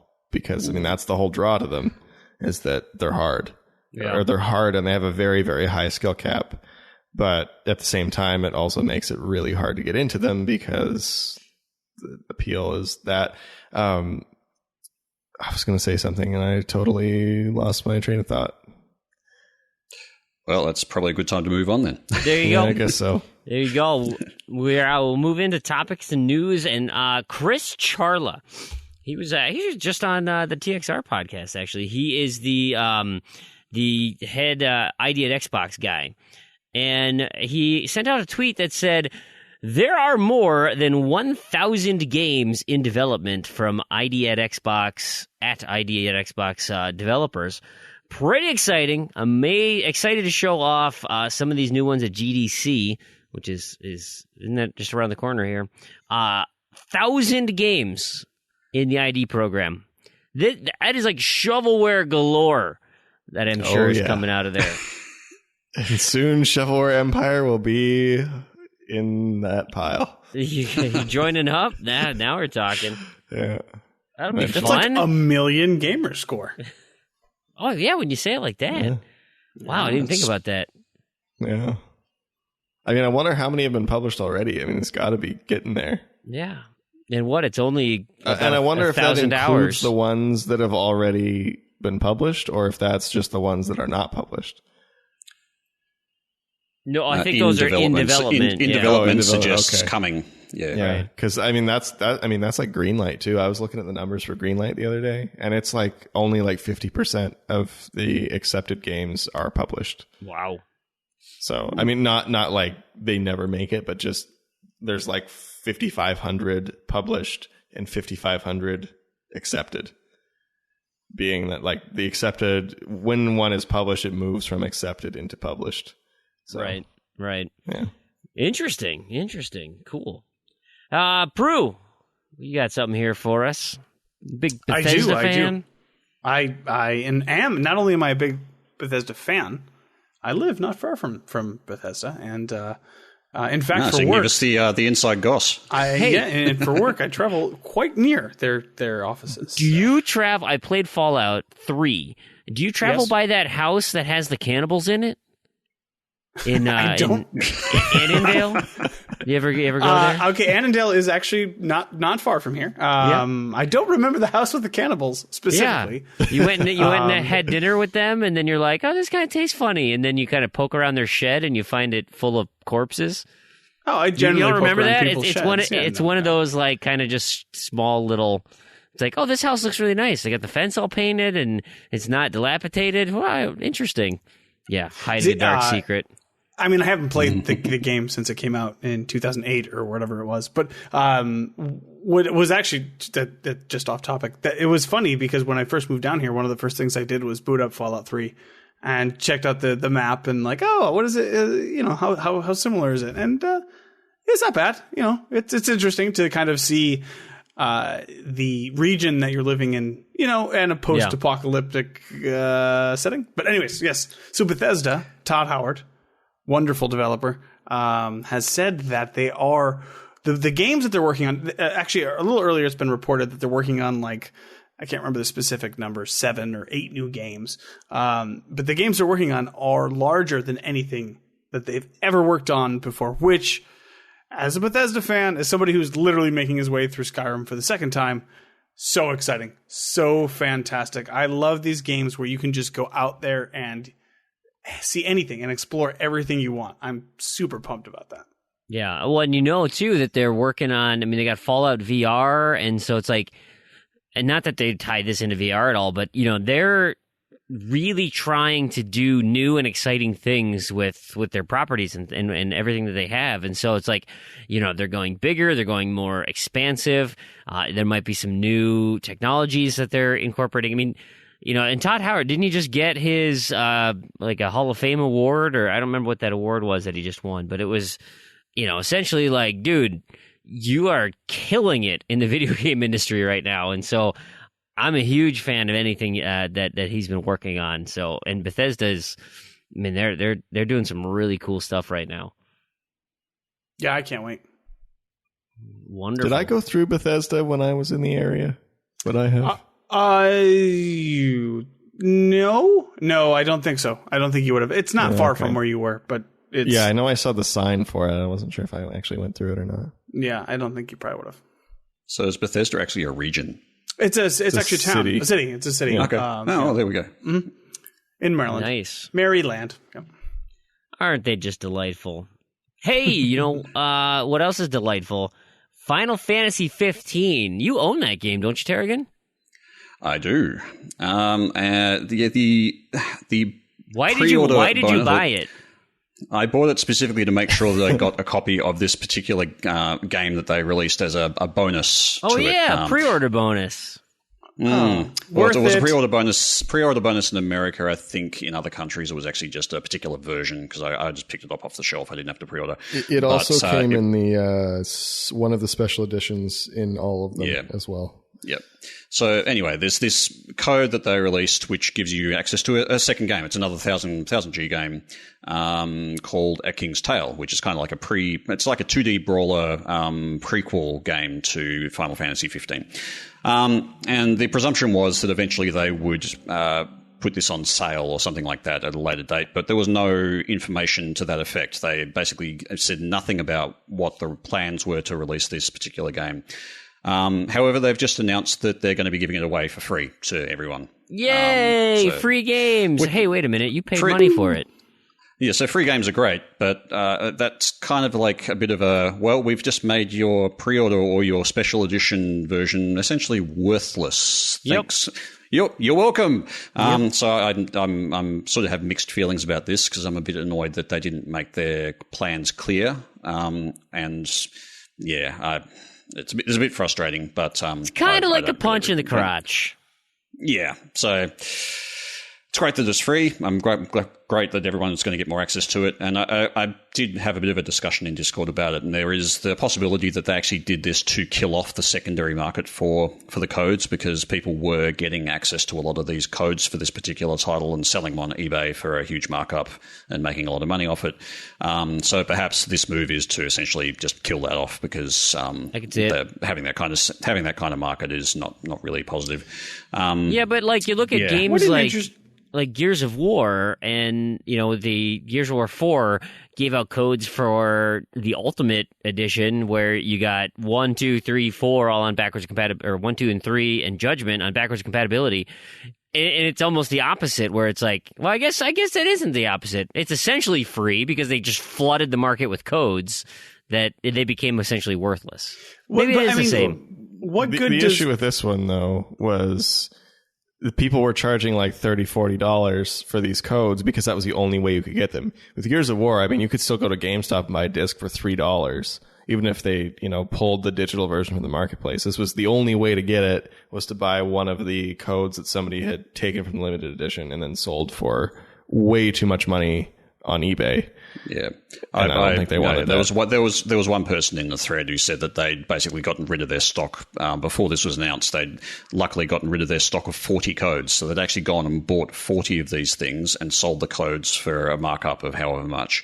So yeah, there were people taking advantage of this and certainly profiting from it. Proulx, you were going to say something.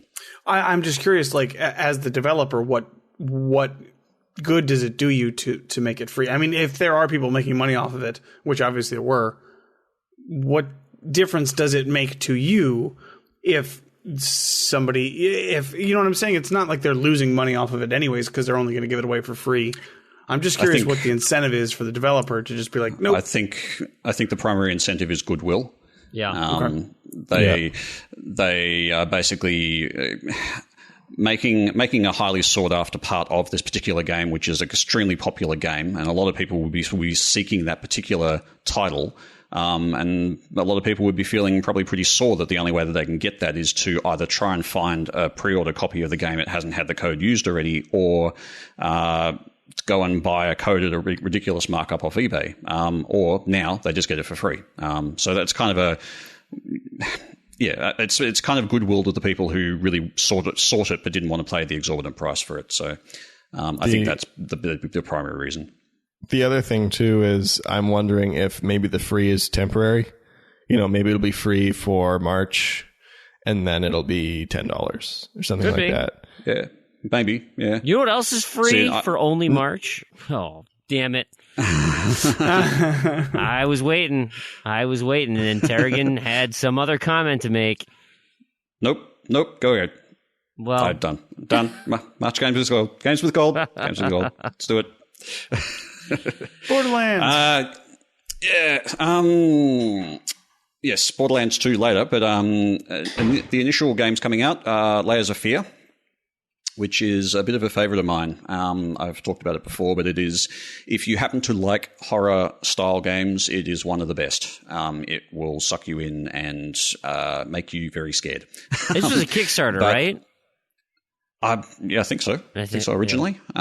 Yeah. But yeah, it's been done very well. I mean, I've gone on at length about it, but it's essentially one of those, you in the mind of a madman walking through a trap of a house, trying to go through your own broken psyche. And of course, as a result of that, you walk through doors and then turn around, the door is not there anymore. And then you turn back around, the entire room has changed. And things are just, it's a very weird, strange kind of game. But, it certainly has a very good atmosphere, and the music and everything they do about it's really good. It does have jump scares, Fream, so probably not for you. No. But jump scares are not. But the jump scares are not. It's not a jump scare simulator like, say, Emily wants to play. It is a good traditional atmospheric, story-driven horror game with some jump scares. The other thing as well is Evolve, the deluxe edition, is coming to games with gold. So I kind of wondered if this might be a time to start community boosting. Well, I kind of think so. I mean, it's funny because this game, like, I loved it because it was an letter E. It always kind of intrigued me. And, since Turtle Rock is no longer supporting it, they've left, they're doing their own project, and they've given it over to 2K completely. And so we kind of thought, oh, you know what that probably means? This thing is dead. So if you were going to get into it and do anything with it, it would be you'd want to do it soon. And so I've always had these titles on Amazon or, Best Buy or whatever, and there have been probably at least 7 or 8 times where I've been really close to buying this. Because they have discounted it so heavily that you could get like the Ultimate Edition with everything for like $9. Or you could buy the base game, the one that's Games with Gold, for like $6, with Gamers Club Unlocked or whatever. And it's like, I thought it was actually the deluxe edition was going Games with Gold. I thought it was the whole thing. Could be. Suffice it to say, I was so close to pulling the trigger multiple times, and it's like, no, you're not going to play this anytime soon. You got to let it go. I am so glad I did, because to be honest, I never expected this to go Games with Gold. I mean, it makes sense from hey, we need people to play, why don't we just give it to them for free type of thing? But because there's no developer working on it, right? It's literally the publisher probably outsourcing some of their, if they have technical concerns or something, just to kind of keep this thing alive. But there's no active development on it anymore. Which is sort of I guess a plus, in that there will be no further DLC and no extra achievements coming along. So that's one way to look at it. So it is a completable game in that sense. You're not going to get stung later. That's true. Other one there as well. The other game there is Borderlands 2. I think I forget what the the last game on the list was. It's some new game, I think, new indie game. But Borderlands 2 is also coming. Is that the 360 version? It is the 360 version. Yep. So that's a game I have not played. So might have to see. We still have to get our Borderlands 1 stuff going. Which through. we've actually started the LFG in our Discord chat for Borderlands. I know Spanky and Sprunkle has already put up a bunch of TA sessions for Borderlands 2 with the looming release of this game for everybody. But I wanted to go back. I mean, it sounds like there's a lot of people who need to go clean up Borderlands 1. Why do you think that is? Oh, yeah, that's right, because it has some of the most god-awful DLC achievements. Moxie. It sounds like there might be a groundswell of people who want to get together as the community. And so we have yet to lock in on a night. Be bored together. Yep. Yet to lock in a night. But, of course, Tarragon, to cater to your needs, Saturday night might work out pretty well. Then we could get together with some Aussie folks on the weekend. Yes, the Aussies. Yes. Yeah, them Aussies in their crazy time zones, right? Just because they're on the other side of the planet, underneath it, whatever. I don't even know what it means, but no. It's perfect because we've started to try to work towards setting that up. And as you've mentioned, Fream, Spanky and Spronkle has set up his own session. But these are 4-player sessions, and there's a lot of people, I think, interested in playing these games. So we have the whole channel set up. Go in there, and if you don't match up with our time, you don't match up with their time, it's okay. Start your own time. There are plenty of people interested in doing these games, and they are infinitely better when you play with the more people, the better. So if you get a whole full group of 4 people playing Borderlands, you're going to have 4 times better time. And just go do it and have fun and get these achievements because most of them are fun. Most of them. Some maybe not so much. Right. Absolutely. All right. Well, so that is March Games with Gold. Let's look back on January. We got some information about how January played out for the video game industry. We do. So according to NPD, PlayStation's back on top. PS4 wins January. But the interesting thing is the NES Classic actually came third. Xbox was still second, but the NES Classic did outsell the Wii U. Oh my gosh. And is that even... the Classic is almost... to me, it feels like a toy, like a nostalgia toy. That shouldn't necessarily be considered a console. I guess it is, right? I don't consider it a console. That's strange that it's getting. I don't know. Is this surprising? Okay, you may disagree with the fact that it's included in these numbers, but is it surprising at any way that it outsold the Wii U? The Wii U is the Wii U's been dead since 6 years old. And it's just before the successor is about to come out. The Wii U is probably selling 12 units a month right now. It's totally not surprising to me. It also doesn't help that the price of the Wii U has never dropped. Which blows my mind that Nintendo never discounts their products, ever. No, and it's like, at $200, I would have considered getting a Wii U just for Smash Bros. But it's like, when I look around, it's like a used Wii U is like $280 and a new one is like $350 with a game. It's like, are you guys crazy? Like, there's nothing on this console. No, I could buy 2 used Xbox Ones for the price of a used Wii U. I bet you could probably play 90%, if not all of them, of those NES Classic games on your Wii U, though. So really, you're getting 2 consoles in one. I mean, but you have to buy them or whatever. Yeah, yes, I guess you could probably buy them all for the price of the Classic anyway. Yeah. But then, if you just bought the Classic, you'd just have them. And anyway, but you couldn't play Smash Brothers on your Classic. No, you cannot, and you cannot get Gamerscore in Smash Brothers or the NES Classic. No, that's what we're all about, Proulx. So fun. Gamerscore. But Smash Bros is so fun. And I haven't played it. I haven't been able to play it in so long, and I want to play online. Yes, but you know what you can get Gamerscore in? What's that? this new game that just came out. You can get a lot of gamer score very, very quickly. Which, you know what? Having learned about this, probably going to do it tomorrow, I think. 25-minute 1K. It's called ACA NEOGEO World Heroes.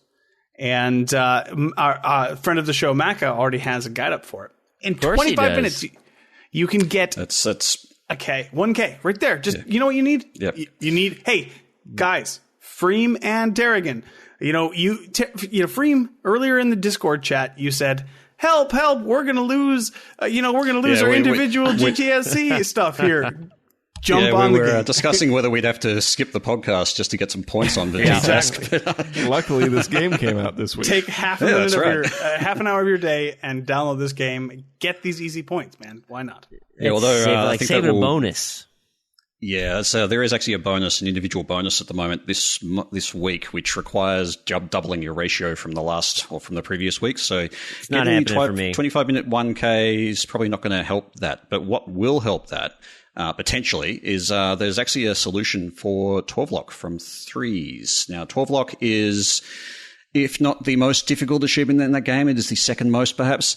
But it is essentially locking up the board with 12s. So it's actually very difficult, but someone has actually written a little computer program which will attempt to work that out for you and guide you through the process. Reading the notes on it, it says it's probably only got about a 4% chance of actually doing it because the actual getting the 12-lock is requires quite a bit of luck. You need to have a particular. You need to basically have a 12 pop in at exactly the right time for it to lock up. But I'm intrigued by this. Certainly, it's in line with the other solver that I was playing with. Hopefully a reasonable solution out there for Twelvelock, at least if you've got some programming prowess. That would be kind of cool, actually. I hope. Yeah. How long does it take to do your solver method of getting to climb those things up? It's pretty time consuming, right? Yeah, it is, and particularly for the later ones. I mean, you can probably get more than half of the big ones, and you'll almost get them guaranteed pretty much at any game. It's just that later on, you do need to rely on a bit of luck to get the right cards in. So, I think even the solver that I was using only has about a 1 or 2% chance to get the 6144 in a game. And that's just due to the nature of the game itself. Right. Interesting. So there was another article out here that came from Game Informer, and there was some talk with the guys over at Insomniac, and of course you remember Insomniac from their Sunset Overdrive, most recent game for the Xbox One. Of course, they're working on right now Spider-Man and this a VR title. So they kind of switch boats over to Sony. But Game Informer asked them, specifically Matt Burtz here, and he says, "Hey, so where's Sunset Overdrive 2?" And so here's the quote in the article. He says, "Well, you have to ask Microsoft." This is Ted Price of Insomniac. "You have to ask Microsoft.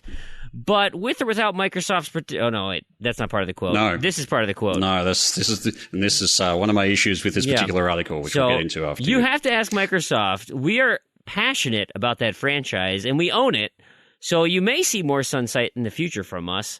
No promises and no timeline to speak of, but it is something that represents our willingness to create unexpected experiences." That is the quote from Ted Price. Game Informer then says... "So, with or without Microsoft's participation, Sunset Overdrive may come again. Of course, they're working on all these other games, but they own the IP, and so we could see Sunset Overdrive 2. Right? Makes sense, I guess. Wait, hang on a sec. Wait, what? Yeah. I take a bit of an issue with this particular article. It feels to me like the writer of the article decided to read something into the quotes from that developer that just weren't there. The quote, "You'll have to ask Microsoft." So that's the main thing. You'd have to ask Microsoft quote. That's taken out of, that's in its own context. It's not even connected to the other quote that was in the article. That could mean a lot of things. That could mean we're already doing it, but it's under an NDA at the moment, so we don't want to talk about it. Ask Microsoft, they might tell you, they might not. It could mean that. It could mean Microsoft just don't feel it's ready yet. They want to wait another couple of years, maybe. It could mean that. It could mean that Microsoft don't want to do it.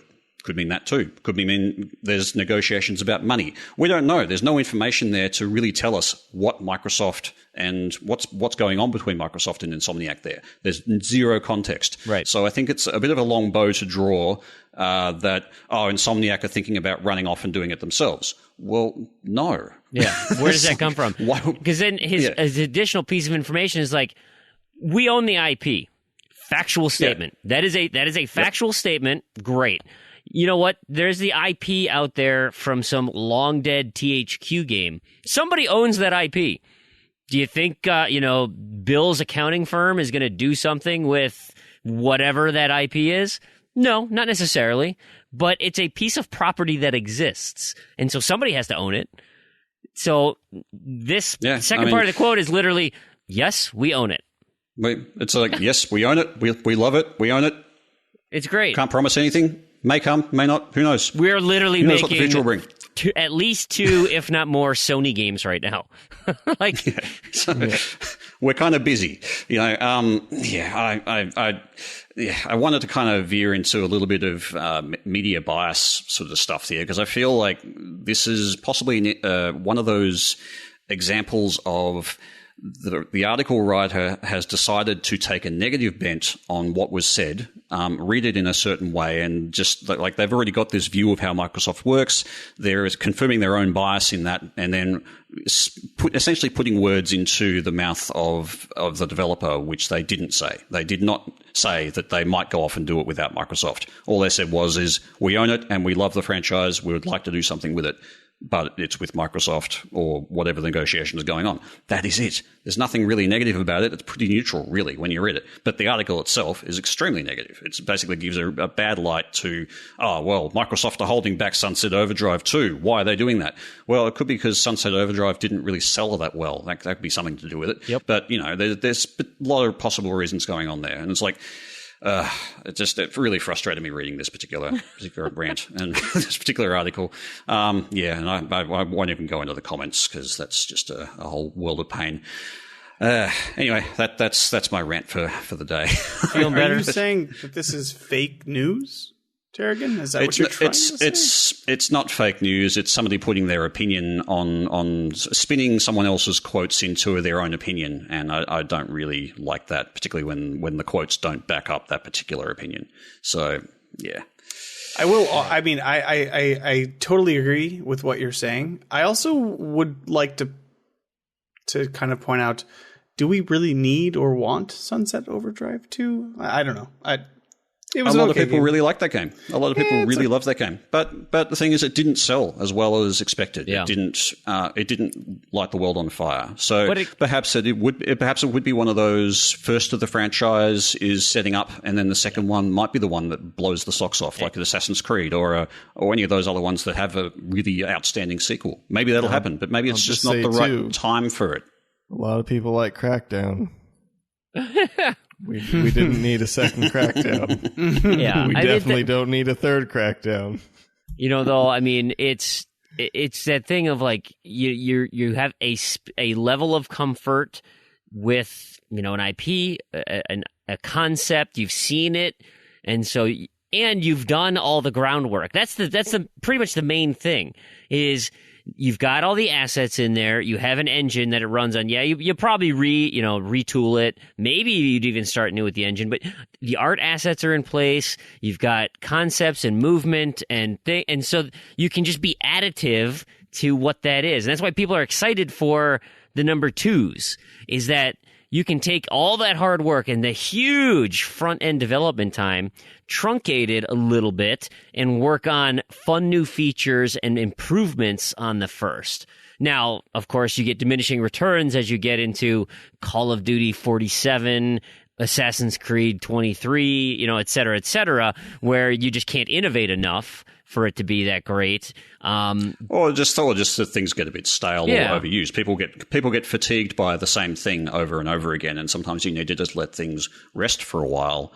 and people will play other things and forget the mechanics or forget how those games worked. A new one comes out a few years later and they go, oh yeah, that was what's so great about that style of game, and then they love it. Whereas if it's every year or, it's just too often, you get fatigued by it, and so it's no longer special.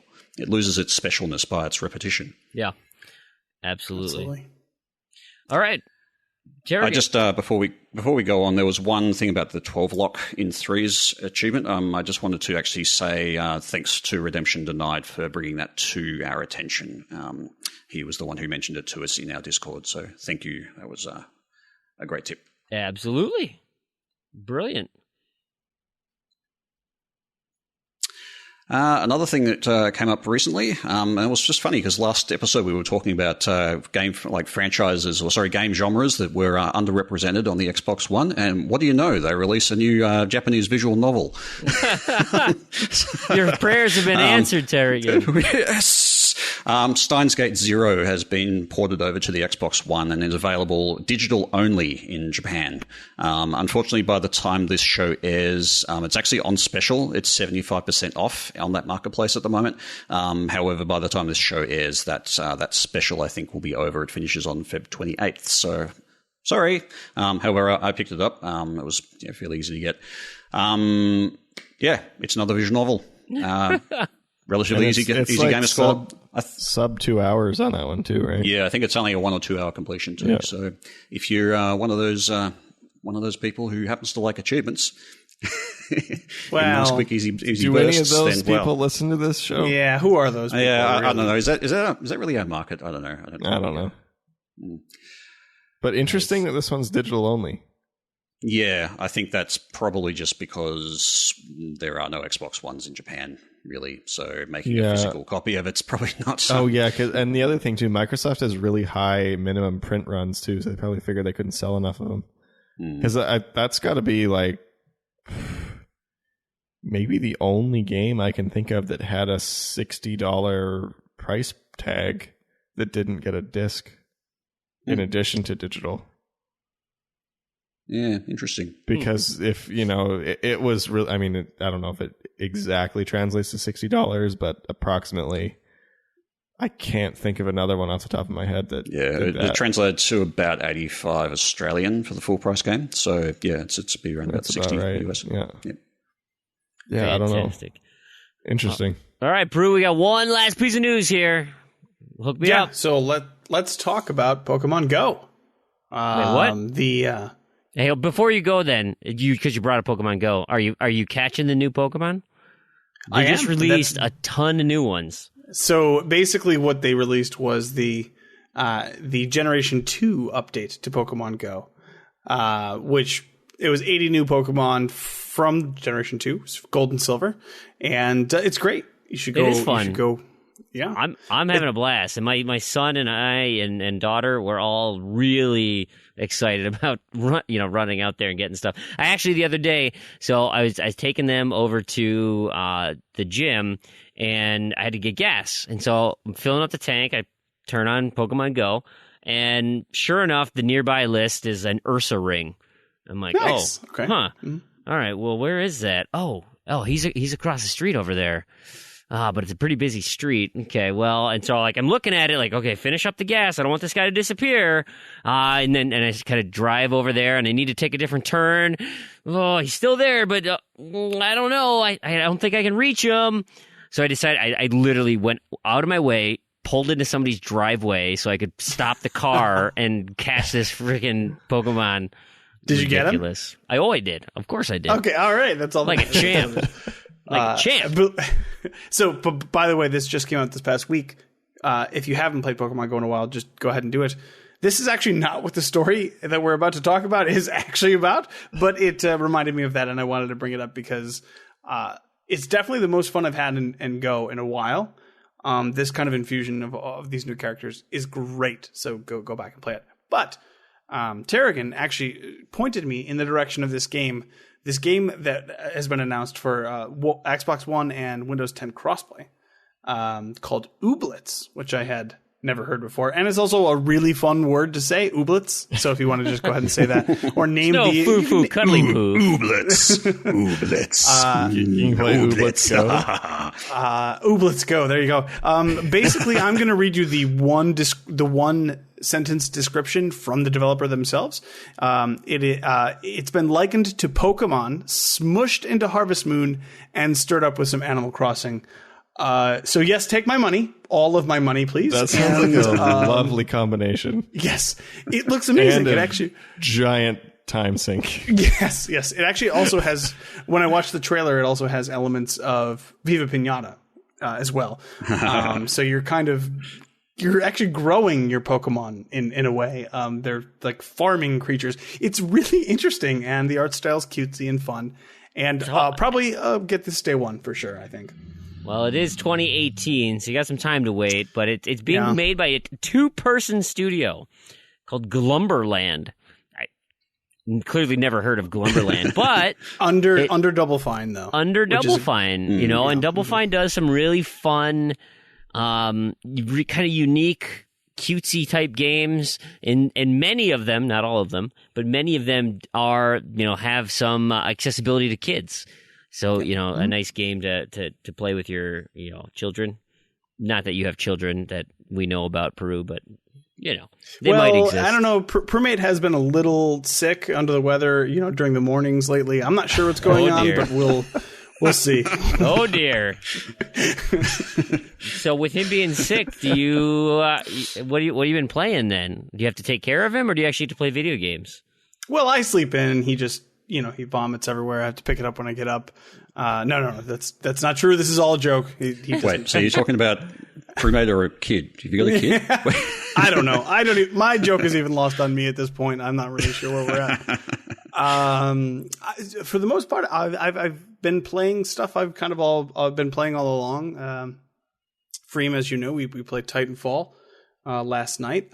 This was actually the first Titanfall session in quite a few weeks that I actually got an achievement, but I actually got 4 achievements. Oh my goodness. Really productive. Yeah, I felt like... Were they all the map-specific ones? I got 3 map-specific ones and pilot hunters. Oh, that's right. Because we finally switched game modes, and so we're kind of, as we go through the cycle of maps, finally getting, the end of the rotation for a lot of these. Yep. Oodles of fun, as always. So if you want to join us Thursday nights, it's a great time. Still working on Skyrim. I've basically finished the initial expansion. I have the final expansion to go, and I'll be good with that. So that's good. Working on Game of Thrones still. Game of Thrones Telltale, I should say, season 1. Randy and I have been working on Get Out of Hell still, which is so much fun. Oodles of fun. Actually, so it's funny. We actually beat the story of Gat in, I think, what was it, about 4 hours, would you say? Or close to it? Yeah, when we kind of beat it by accident. Yeah, we didn't mean to, yeah. Yeah, we didn't even realize that we were at the end, and then it's just like, oh, now you're in the only mission in the game, and then the game's over. Yeah. Yeah. Lots of stuff still to do, lots of collectibles, and lots of open world gameplay. Very open world gameplay, absolutely. There you go. But do you, can you just pick up where you left off, or does you have to like chapter select or any of that kind of? It just continues on. Chapter select. there actually is probably 3 or 4 missions in that game, like actual missions. There's 2. There's only 2. No, 3. There's 3. Yeah. Kind of. Are you counting the insurance fraud? Like 2.5. No, and that's not including the insurance fraud or anything like that. That's that is the meat that's of the that story missions. Yeah, quote unquote game. Yeah, one of them is basically a tutorial. Yep. Half is like you just run a couple places, and then like the last one is just a boss fight, and that's it. There's also a musical number with both Lucifer and his daughter, so that's nice. I hear there's profanity in that. A little bit from time to time, but if you're of age, you can I think there you go. Yeah. So we're still working on our way through that. Doesn't seem to be as long or grindy as Saints Row 4, but because there's less actual content or meat to the game, it actually kind of seems to drag a bit way more. Worse. Yeah. So it feels much worse. We will see how long it actually takes to finish that. We're at about I think 6 hours in. 72% done in the 6 hours. Yeah. So we also have been working on with a couple of other people, getting as much GTA done as we can. Well, Randy's probably going to finish it. I certainly won't. Yeah, it'll be all of it for me. Yeah, on the 360 before the cutoff, where you can transfer your character into the one version, which is, I mean, I guess we mentioned it before, but PSA for those of listeners who don't know, it's the 6th, I believe, of March. Yeah, 6th of March. It's the last day. Basically, it's worth noting as well that works for the Japanese version too. So you can actually do a double import. You can import into the rest of the world version and the Japanese version. And it is not shared. It's just an import once. So you just take your old data, it stays on the 360, and then copies to both Xbox One versions. But they don't. Those two Xbox One versions do not share data, nor do they. Yeah, they're totally separate. So you have to boot up both games and import. But it's unlocking all achievements. Maybe you can get a little bit more specific, because Philip Wendell asked on my friend feed. He said, hey, "Can you talk about how the boosting in GTA goes? Because he loves the game, but not multiplayer. But he's interested in getting more achievements while avoiding getting pwned every 5 seconds." So that's a thing. That's part of course. So yeah. With that, there's two ways you can do it. There is the first way that is rubber banding races. So there's the top guide on TA for the 360 version for level 100 has a very, very thorough and clear explanation on how you boost XP and money. You will need a lot of money if you plan on getting all the achievements. About 3.5 million, and that's get those shark cards. Bare minimum. No, don't. You'll get that on your way to level 100. Trust me.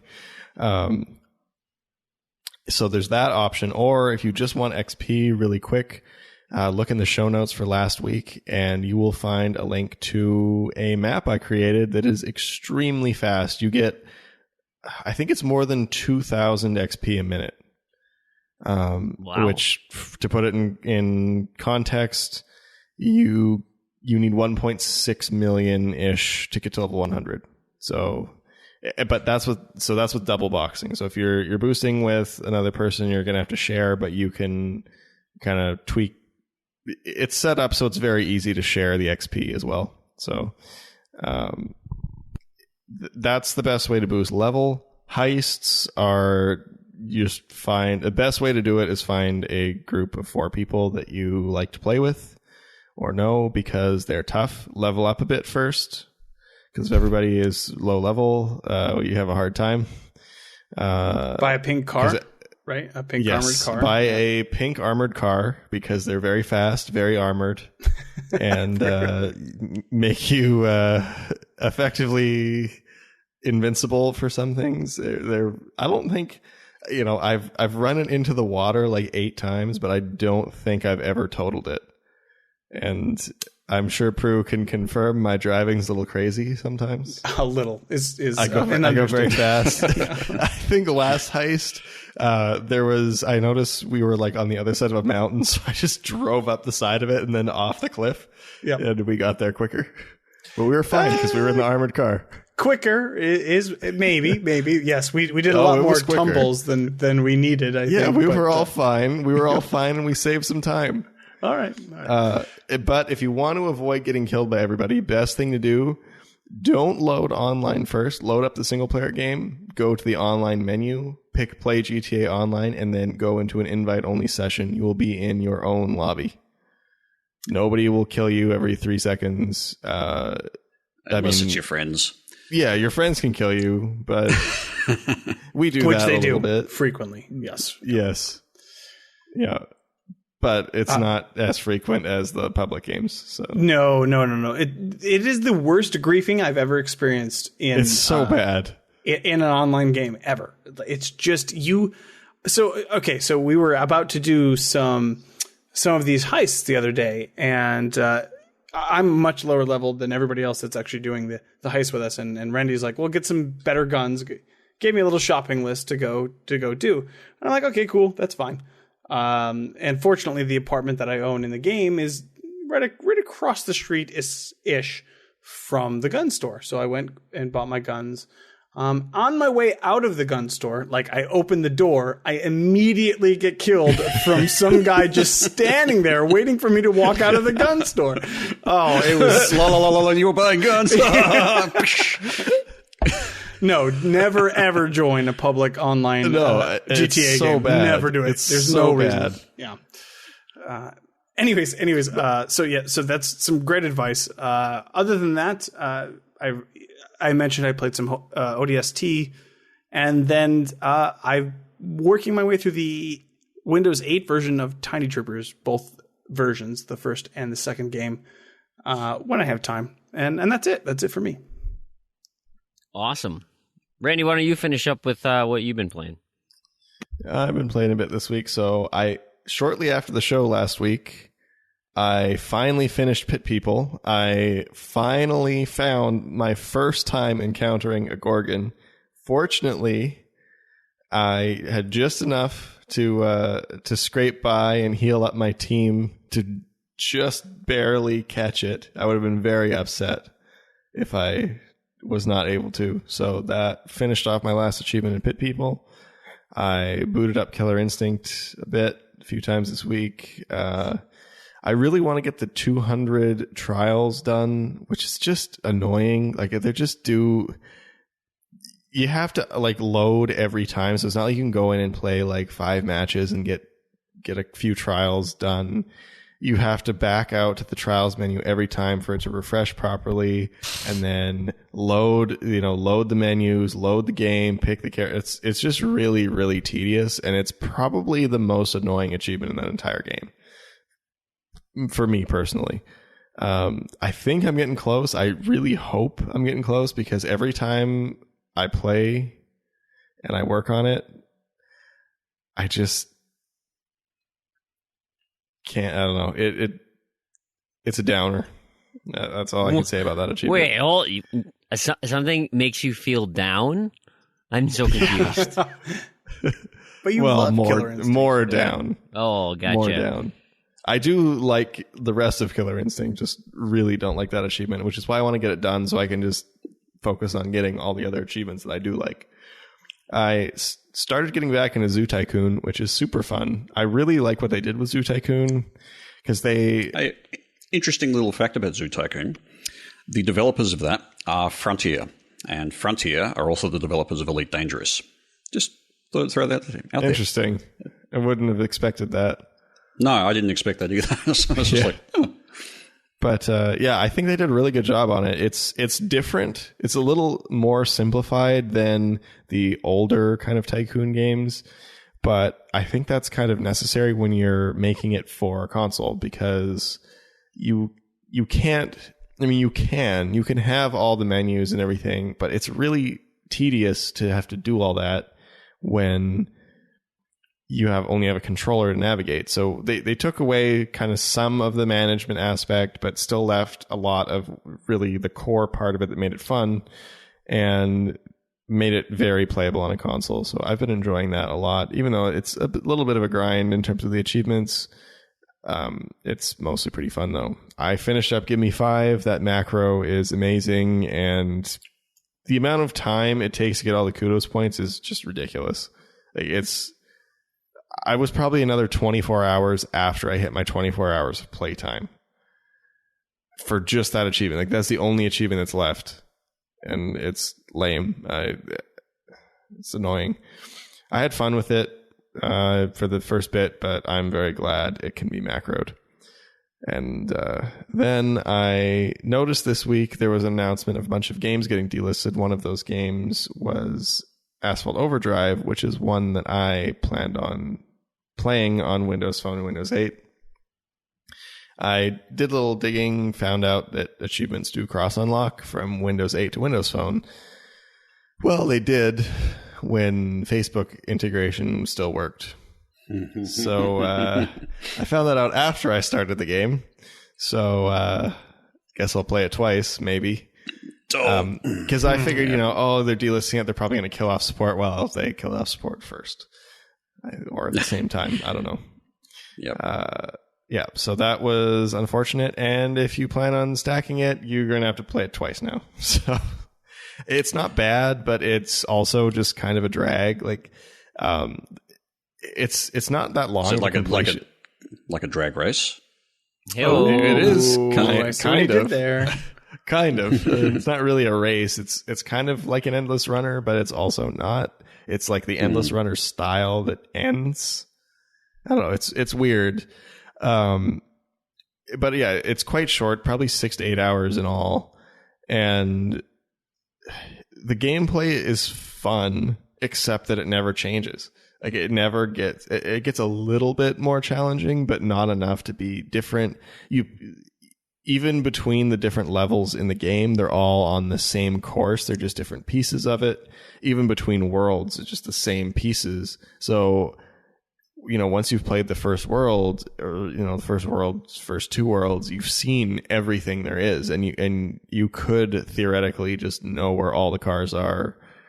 And it's kind of a bummer, and especially a bummer because it's a pay-to-win game. It's just a money gobbler, and you end up having to just grind money to just get through the game. And that's really all the achievements are for. The achievements are basically just for beating the game.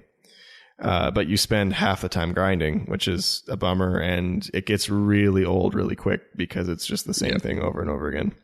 That actually sounds like most Windows Phone games for me. It's better. I would say it's above average, but I would dock it a bit because of the heavy reliance on microtransactions. Like it's really in your face. But I will give it a little bonus points for the goofy kind of like 80s action movie aesthetic that I kind of like. So I'll give it a little bonus for that. But it got old real quick, and it's dragging on. I'll probably be done this weekend, hopefully. But cool. I say I'm just going to sit down and finish it, and I'm like, ugh, can't take it anymore. All right, let's get this done. Yeah, then I play it for like an hour, and I'm like, no, that's it. Finish it tomorrow. And that's it for me this week. What about you, Tarragon? What have you been up to? I've been space trucking. I've been playing all over late. I've been mostly working on there's part of the game called Engineers. They released it in a patch, I think it's 2.1, which are basically ways to go and you meet these people and they soup up your components of your ship and that sort of thing for various. You've got to sort of build up rep with them and do all sorts of stuff. But you've got to also just unlock them, and unlocking those requires certain criteria of things you got to do within the game. So I've been working on some of that. One of the criteria for one of them I'm working on is to become friendly with a particular faction in the game. Now, I thought I had to get allied with this faction. Now, getting allied versus being friendly is actually quite a jump. You basically, there's a lot of work to get allied. So I've been spending quite a lot of time just working on that, not realizing I didn't need to, which kind of sucked. But I did finally get allied with the party of Yoro to get my invite for Zachariah Nemo. I'm now just waiting for that invite to turn up. But one of the ways that you get that you can rep up with factions is to trade. You trade with stations that they own, and if you make a profit, that counts towards rep, and you get more rep with that particular faction. So I've been doing a lot of just point-to-point trading of picking up goods and selling at another station, picking up goods, selling at another station, just to build up rep. Space trucking. The Elite Dangerous crew, I just wanted to basically give them a shout out because I speak pretty regularly with those guys, particularly Tony Coconuts, who's been helping me keep track of our factions. We've kind of decided on a home for our player faction once we get that into the game. So we basically I've been keeping a track of what's going on in that particular system, just watching what the factions are currently doing and putting that into a spreadsheet. And Tony Coconuts has been helping me with that. So our friend from Bahrain, one of our friends. And of course, I hear we're really big there. Yeah, we are. And the Netherlands too, I think. Yeah. So I've also I got back from a bit of an exploration jaunt just in time to start working on some of the high ratio achievements from Elite because of the high ratio bonus required. But I don't know how well I'm going to do with that this week, just because with TA ratio as it is, I'm actually under 1.0 ratio at the moment for gamer score versus true achievements in GTASC. It's I've got a decay on something in my list, and so I've got something like 400 odd gamer score and 360 odd TA, and it's just like what? So my chances of getting this bonus seem to be remote, but we'll see how we go. Boosting wise, I did a little bit of work on Titanfall with the UK crew back last Sunday. Last Sunday. So I managed to get through and unlocked all of the special stuff, all of the extra components and whatnot for the hardware in Titanfall, which should have unlocked the achievement all the hardware. Oh no, what happened? But it didn't. Turns out that with one of the patches for the game, they added on an extra requirement for that achievement, which means that you need to buy all of the voice packs for all of the Titans as well. And it's like, so I've got to grind a whole bunch of money now just to get those ones done. But at least I've got all of the Spectre kills and stuff done. So yeah, that's going to take a while. And I don't want to, like I'm at level 50. I've basically maxed out. I don't want to prestige because it'll blow away all of my progress for all the hardware. So it's like, so this was basically the only achievement I was really kind of wanting to get done, and then prestige, and then I was just going to wipe my hands of the game because I didn't want to hold back the UK crew too much more. They've actually started on the 360 version now, so. Yes, they have. US folk better get started. During the week, I also finished off Enigmatis, The Ghosts of Maple Creek, which is an Artifacts Mundi game. Primarily doing that for a few points, but also it's a Polish game, so for the mOCAS for February, that will apply. Worth noting in this game, there is actually a bug with the difficulty, the expert difficulty mode. Apparently, if you play the game through on normal and then go and play through it again on expert, the expert achievement may not unlock. So just as a word of advice, if you're going to do this, go and wipe your save completely when you go for your expert run. It's also worth noting you don't have to actually do this. You can go straight to expert and play through on expert difficulty right from the start, but I chose not to do that for various reasons. Because some of the games you have to play through twice. That one you don't. Yeah, so I didn't realize this. I just assumed it was like all the other games and played it through on normal, which is kind of good anyway because you get to kind of play the game sort of legit with all the hinting of where to go and that sort of stuff. So I didn't really mind it too much. I dived a couple of games. Back in the day, I had that Balrog challenge, and I actually picked up a couple of games off my list that I had pending for a while, and that was GTA 5, the Japanese version. That was one of my low number of player games. Does that still meet the criteria? I'm not sure now. It was certainly on my list. And also Rugby League Live 2, the World Cup edition, which was a 360 game and was only released in Australia and is pretty not played by very many people. I think it's got less than 100. Oh wow, yeah, it's only 330 people on Grand Theft Auto 5 Japan. So it's actually fallen out of my criteria now. Yeah, but that's surprising. That's still not many. People would have it. Yeah. And the other games I dabbled in this week was Mirror's Edge Catalyst, primarily just doing story missions, mostly just to keep my streak alive. When I've been spending a lot of time in Elite, I'm not getting a lot of achievements necessarily, so I've just been sort of working through the story just to progress my streak. Same with Clusterpuck 99. There was actually a fairly easy achievement, which was just grinding out deaths, essentially. You can actually create your own arenas in this one, and the easiest way to get this particular achievement, and it's much, much quicker if you have multiple controllers, but the easiest way to get this is to create essentially a one square arena, which is surrounded by spikes, and as soon as you spawn, you die. Nice. So it's pretty silly. And because you can add more players in, I think it actually supports up to 8 players, but I just put in 2 controllers. But they both spawn in that spot and immediately bounce off each other and die. So you can grind through that one pretty quickly. So any of the death-related achievements in that game.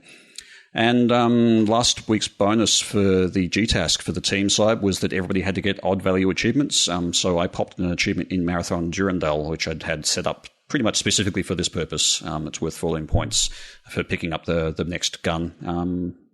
So I got that, and I got the bonus as well. So yay, our team. There you go. And that's it for me. Nice. I spent, end of the month, right? So it's time to play cleanup. So I went after some of the contests. iZombie, got my I. Adventures of Pip, got my A. Titanfall, of course, I ended up getting an achievement there. I will use that, but that's not a new one that I got. Couple things. So I've been going after some random to-do list things. Gears of War Judgment. That was super easy, super fast to get. I did it by myself.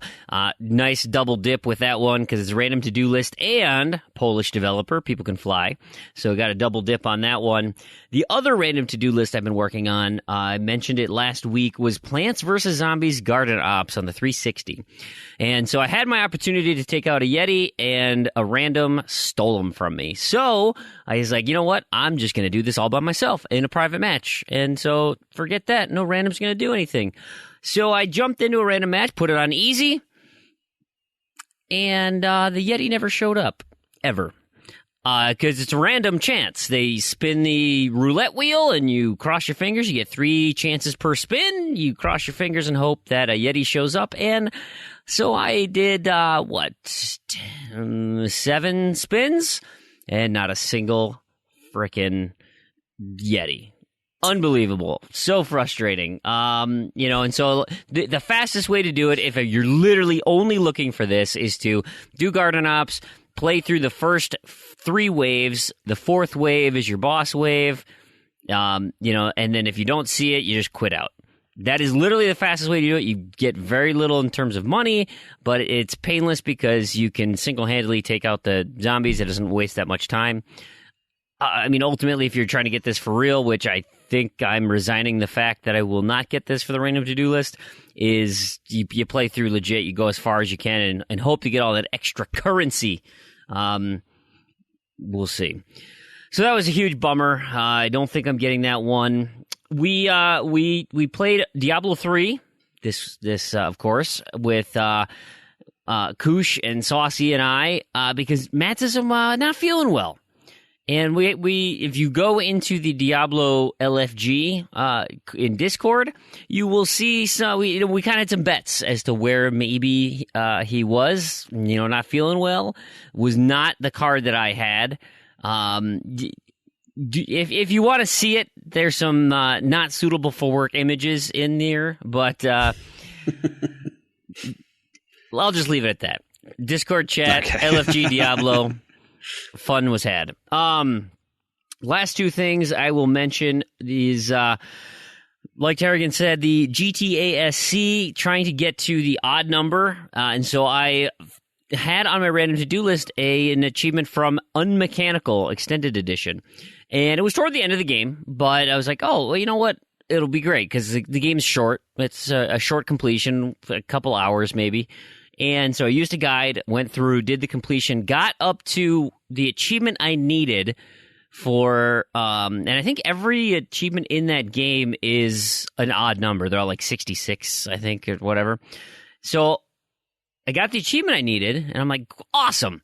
So I went to the dashboard to take a look, and that particular achievement put me at 870 gamer score. So, nice. So I just had to go a little bit further, and so I essentially did the entire game except the extended edition piece of it. There, so I have 2 66-point achievements left. I will close that game out real soon, get another completion under my belt. And I did. We ended up getting the bonus. I had 39 achievements, and so I thankfully didn't tick over to that 40th one and screw it up like I did the other bonus we tried to go for the team. The last thing I want to mention is one more random to-do list item. It is Goosebumps. Goosebumps the game. I talked about it last week. Well, I went into it. Hey, Goosebumps. Yeah, started to play it to essentially this one is the one I need is beating the game with your phone battery at 0. And so I'm following the walkthrough on TA, which is great, by the way. And it is it's one of the last achievements, right? It's kind of just you finish the game, you drain your battery all the way down. Fantastic, you get them all. So I was working on that, didn't quite get there. I'm planning to do it sometime this upcoming weekend because just I was staying up too late anyway. But I had a conversation with my son, and I told him because he likes Goosebumps, he's really into it right now. It's kind of his age group. And we were talking at dinner, and I said, "Oh, I'm finishing up Goosebumps, getting those achievements and stuff." And he goes, "Are you using like the internet to figure that out?" I said, "Well, I mean, yeah. It's like I don't want to miss anything. I want to. So I'm following a guide to get the achievements." Dad, you're such a cheater. Like, what? Oh, hold on. What are you talking about? That's cheating. You're not figuring out the puzzles. You're just reading how to do it. That's cheating. Like, listen, I'm enjoying the experience, but I'm not trying to figure it out on my own. Now, did you play through the game once just to, like, without anything, or did you go straight to a guide? I'm gonna use my Fifth Amendment rights and not incriminate myself. We're in a private place. You have no fifth. Oh, the trust tree. Is that we're in the trust tree? I can be honest. I'm not doing it. No. I'm going straight guide. I want the gamer score. I can't. Oh man. On the flip side, I asked my son, I said, good. You should have played it once. Randy, I do not have the time to play the game legit. But it's not even long. They're not even hard puzzles. They're just right. It's so good. The puzzle, so good. I played like maybe the first couple of puzzles. The problem is that if you can miss so many things if you're not. Yeah, I mean, you just have to do like you get your one play, you get your one ending, and then you just clean everything up the next go. Yeah, like, this even isn't. If you play it once, you can clean everything else up the next time you play it. I think. Well, you can play if it. Not, you can play it once, just period. A couple of plays, but you can play it through the entire thing because you set up your save probably like an hour. So. Yeah. I know you're right. Fine. I even told my son, I'm like, hey, you ask your buddies how to get through pieces of Pokemon. Is that cheating? Well, no. I'm just asking friends for help. That's what I'm doing. I'm asking my TA friends who've put a well-detailed and typed-out complete walkthrough on how to get every achievement in the most efficient way. That's all I'm doing. That's all I'm doing, not cheating. I was just going to comment on Goosebumps, too. Does your son watch Goosebumps on Netflix? The old syndicated shows or whatever? 90s? Yeah. Oh, my God. Does he? Yes, he's seen them, and I've been watching hideous. those. They're so bad. They're just awful. I picked them up from daycare once, and they had one on, and so I was watching the last, it was the last maybe 10 minutes of it or whatever, and of course waiting for the twist. And it is nearly unbearable to watch. The practical effects that they're using, it's laughable. Oh, man. They're glorious. And it's super Canadian. All of the actors and all the filming was done in Canada, and they have like super Canadian accents. That's funny. Now that you mention it, I didn't even think about it. Now that you mention it, it's like, oh my God, there really is. And it's watching it. And there was a funny one too. Is one episode I was watching was clearly filmed in Toronto because I don't know. They even referred to the town in that episode by name.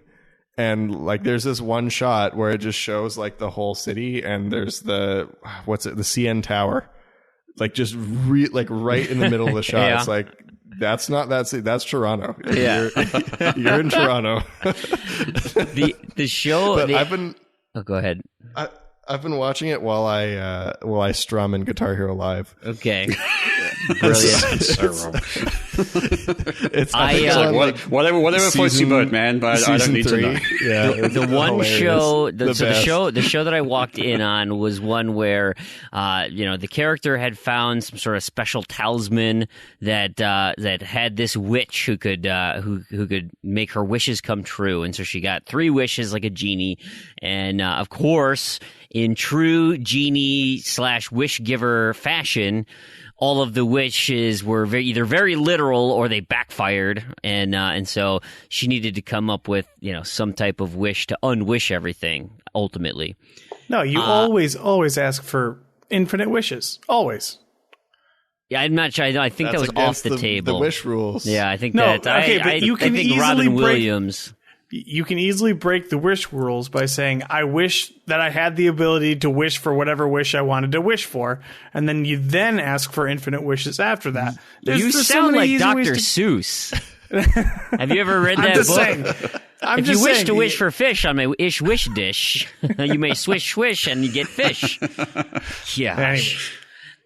I agree, and so it's fun. So I'll finish that story. Obviously, ended badly for one character who made a wish that she didn't think through, and so I told my kids, I was like, "This is a great chance here where." Genies are inherently malevolent beings, right? They might say they want to grant you wishes or whatever, but they're always looking for a way to screw you. So when you make your wish, you need to be very, very specific on what you're looking for, because they'll loophole it somehow that you get the shaft. And They so sound like insurance companies. they kind of are, though, right? And so, like, I was like, They're here- like, it's car like salesman. you make a wish. You're like, yeah, I told you my car. I wish Yeah. for a new one. They're like, well, how exactly did you total your car? so I was trying to But explain you to say them. here, Yeah. you turn the wheel to the left, and that voids your insurance. Right. And well, that's the thing, right? So you're like, yeah, I wish for a new car. They'll get you like a Matchbox car or something. I mean, that's just an easy example of how they'll screw you. It's like, well, I got you a car. It's like, yeah, you're a jerk. So I was telling them one of my wishes. I've always wished for telekinesis. Like, I think it would just make my life. I'd be so lazy, but it would make my life so much easier. I am not entirely sure how that would turn around and screw me over, but I'm sure they'd find a way. The other is if I could reach into my pocket and at any time pull out a denomination of money that I wanted, right? So that any of my pockets, I'd reach in and I pull out some money. And I was like, hold on, before I finish that wish, I want it to be in local currency, because the genie's going to make me pull out ruples or something, or pesos up here in Minnesota. It's not going to do me any good. So local currency, reach in, denomination that I want. Again, massive universal being. They'll find a way to screw me over, I'm sure. Do you guys have It'll any? be all in pennies. Yeah. Do you guys have any wishes that you like are on the top of your list, and how would the genie destroy you? Yeah. What are your common wishes of you? Oh, yours is more wishes. Yes. The thing is, I wish I had 2 more wishes. you have to. loophole the genie. You have to Okay, outsmart what's the first of those the wishes? genie. I wish I had 2 more wishes. Yeah. There you go. I wish I was A little bit taller. Oh. Wish I was a baller. Shot That was a caller. good one. I get it. Yeah. You outsmart the genie, and nobody ever tries to do it. As soon as they hear the rules, quote unquote rules, they shut down and they're like, okay, I guess I can't do that. No, then you wish for a loophole through that rule. Like the same way that they're going to screw you over, you screw them over. It's super easy to do that. Oh man. How about Go to a lawyer wish first. Yeah. You wish for a genie. You wish for another genie that wasn't diabolical and wouldn't twist your words around, who would then give you 3 more wishes. There you go. Anything. There's so many ways to get around it. Could you set up your wish? Like, so let's say there indeed was a rule that it didn't work, right? So regardless of your loophole, could one wish be that your wishes don't backfire? Or is that too vague and you just get... No, they'd get you. They figure out a way, They'd get you right? on that one.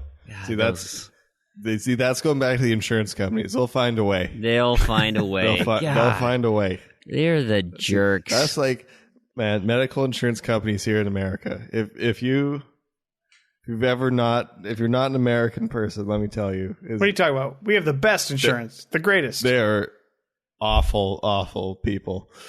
And I was like, what was it? When I switched to this insurance, they're like, oh yeah, so you've been using this insulin for your whole life. Yeah, you don't need that. Use this one. Wait, what? Yeah. No, they're just like, you have to use this one. And I was like, okay, I mean, that's not the greatest thing to do, but okay. Well, I'm not going to pay $800 a month out of pocket. So like, yeah, you can have it, but it has to be this one. Nice. That's funny. So, let's get this show. Well, and I'm not going to say we're getting back on track because Tarragon, you have a comment here that doesn't even get us back on track. But I think it's fascinating. This was really cool. I meant to jump into my Elite Dangerous recap, but as probably no doubt many of you have heard, NASA have discovered seven.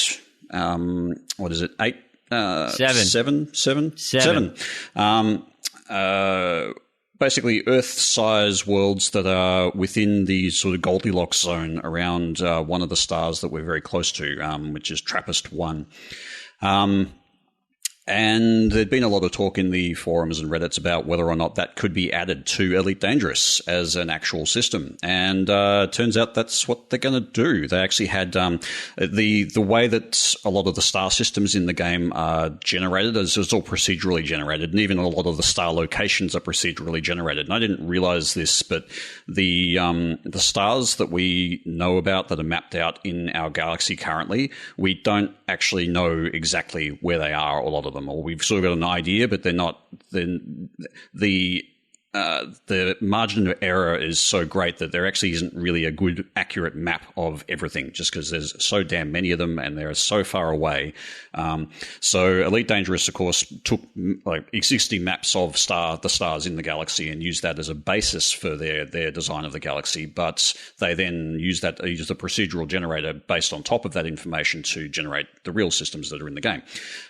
So they have a star already, which they procedurally generated pretty close to where TRAPPIST-1 actually is, according to our current science.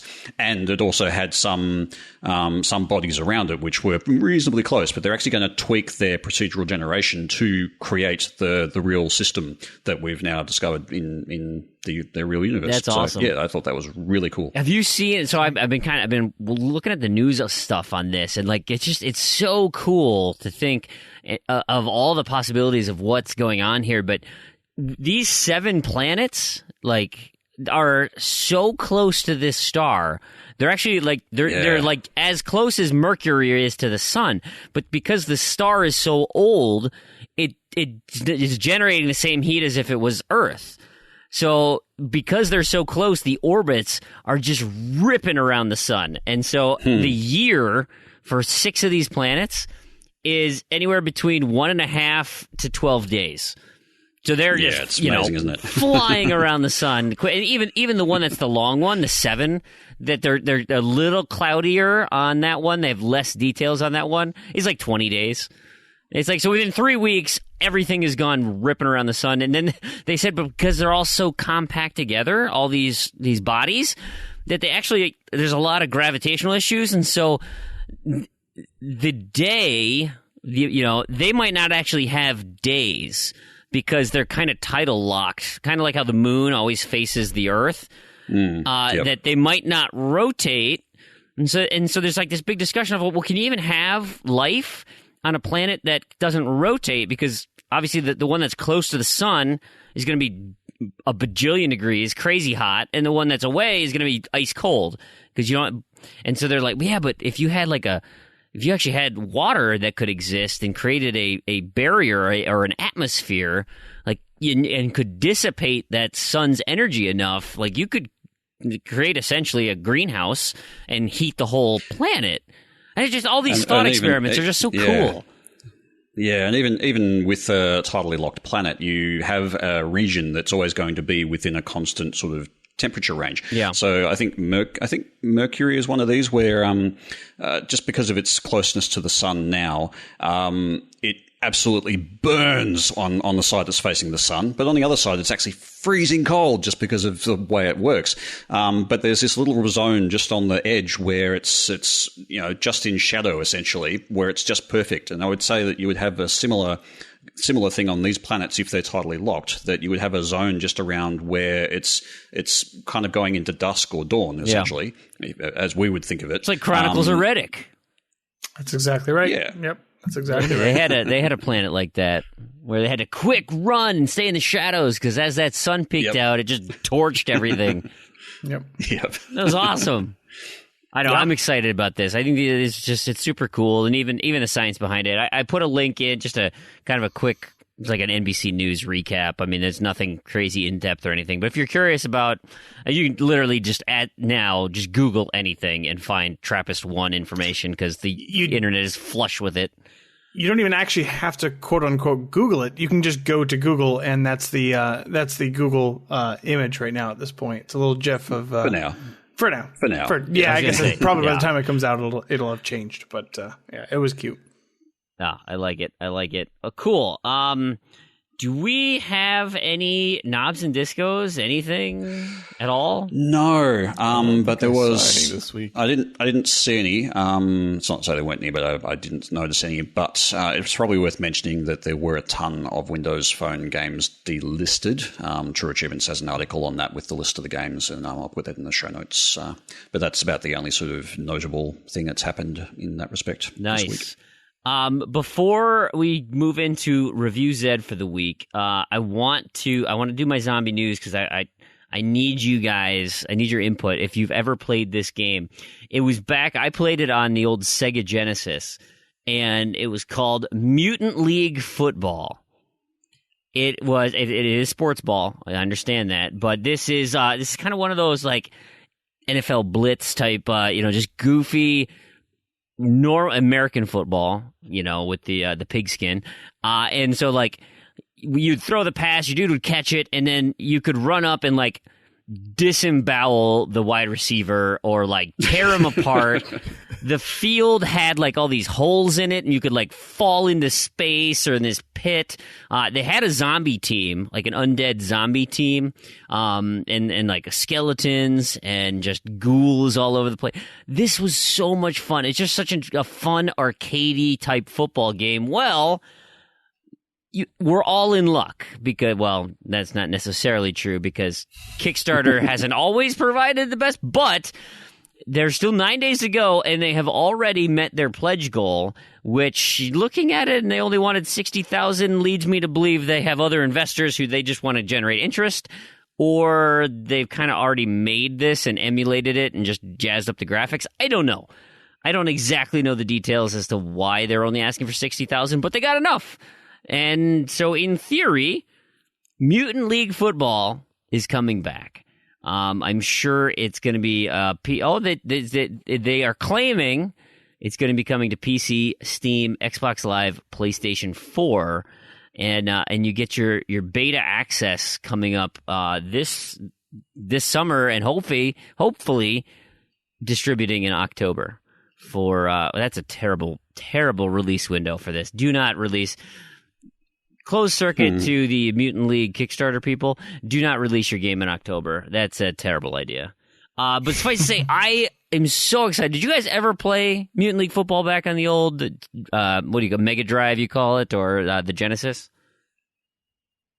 I went to a friend's house who had this game. So I don't think I ever really got to actually play too much of it, but I do remember watching it quite a bit. Oh my, I loved it. It was so fun. Remind me of like the old NHL 96 or, just kind of like those classic sports games that were just not terribly deep, but the play and the arcadiness of it was just so fun. Mm-hmm. Randy, I feel like this is right up your alley. Not so much? It should be, but I never played it. That's too bad. I really like the Genesis / Mega Drive too. That's one of the ones I like to collect for, but the games were a lot harder to come by in my town than NES games. So I ended up getting more Nintendo, Super Nintendo, Nintendo 64 than the Genesis / Mega Drive and Saturn. Yeah, it's kind of a bummer because I like the Sega side more typically. Right. They're claiming you're going to be able to do co-op on this, a 4-player co-op. That'd be super fun. Yeah, I'm super excited. So this is one of those Kickstarters I'm going to kind of keep an eye on. I might even put some money into it. That sounds dangerous. I don't know. I mean, that sounds dangerous. Mighty number 9. I got the game though. Ukulele. Yeah, eventually, and it wasn't that good. I'm trying to find the zombie. I just see a bunch of mutants. I can't find a zombie character like the Throb Bronkowski. He's a receiver. There's Slay Rathspews. He's the line basher. Yeah, clever. You get it? I was not aware that there was a Mutant League hockey, though. Yep. Very similar. Oh, man. Yeah, it's... Is there a FIFA Mutant League? I'd be totally all over that. I'm such a big soccer fan. Such a big soccer fan, you still call it soccer. At some point, I definitely have looked these games up, though, and I don't remember if it was like a new port or something. I don't know. But I do, I remember those things and, the funny names. I don't know. Now, this being said, I'm pretty sure this actually failed Kickstarter one time before.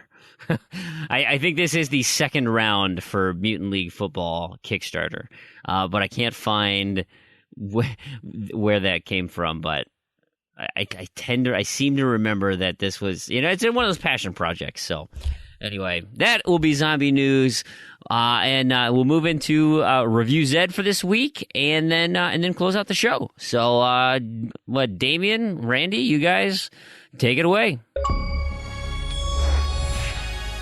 All right, so this week for Review Zed, we got myself and Randy. Hey.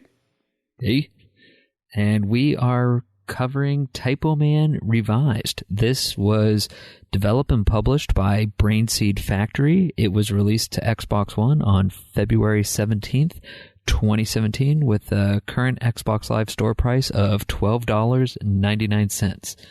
So the premise is, you're a hero, literally spelled out.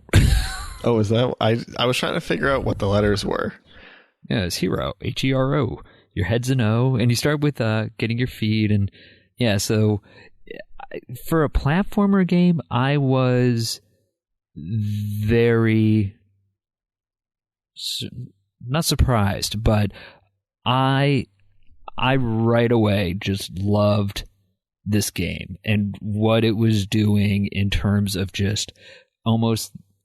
I was thinking it was going to be more of just like a text twist type word scrambler, but really how they integrate it, it's something I've never seen before. And it's very clever. All of it, the puzzles and the characters and just how everything is, it's all very clever. Yes. And on top of being clever, it's beautifully done. There was for a very traditional side-scroller platformer, they, all the things that we talk about a lot of times, like, did they go back and use retro 8-bit graphics? Did they skimp here? I don't think, even having, I would say it was kind of minimalistic in the sense that, it's a very dark game, but I didn't feel it was like, like Inside and even Toby, where it's too minimalistic. This was just so much more. Go ahead. It was dark in that it was like a dark atmosphere, not the kind of two colors in the or just shades of black or gray or whatever. Like it had a color, and the darkness kind of gave it atmosphere. It wasn't taking away in that you couldn't really figure out what things were because everything's the same color, or you didn't want to bother giving things colors because whatever reason. I don't know if that's a reason, but. Yeah, I think the minimal use of tones outside of blacks, grays, browns I mean, outside of green for gas. Yes, it lots was of gas. Lots of gas. The only time you really saw color was when you either did a word that a good word, right? The like, I'm trying to not like hope or the good words was when you saw your muse. When your muse came, she was bright, white light, all that thing. It very much had that. You're in a world of darkness, and those certain things, the color, when they would actually have that use of color, it seemed to have a much better, use, because they were so focused on when to use it properly. I think it was just overall. And it also emphasized when you were kind of safe, too. Because it was like, okay, something is bright, I can probably go there. Or I can move this around and it'll protect me. Kind of things like that. Yeah, so I guess to tell for listeners, if you haven't seen any of the videos going over it, so you are a basically spelled out hero, and your role is to go primarily from left to right to go through the 3 worlds, and you'll have a bunch of puzzles that get in your way, block progress, and you have to craft words that will trigger actions to take place.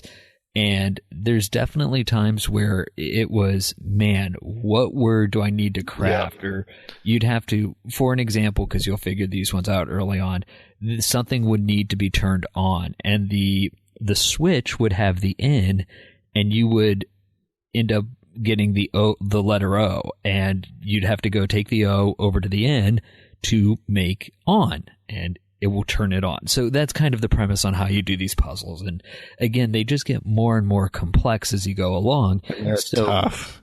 Oh yeah. There's some that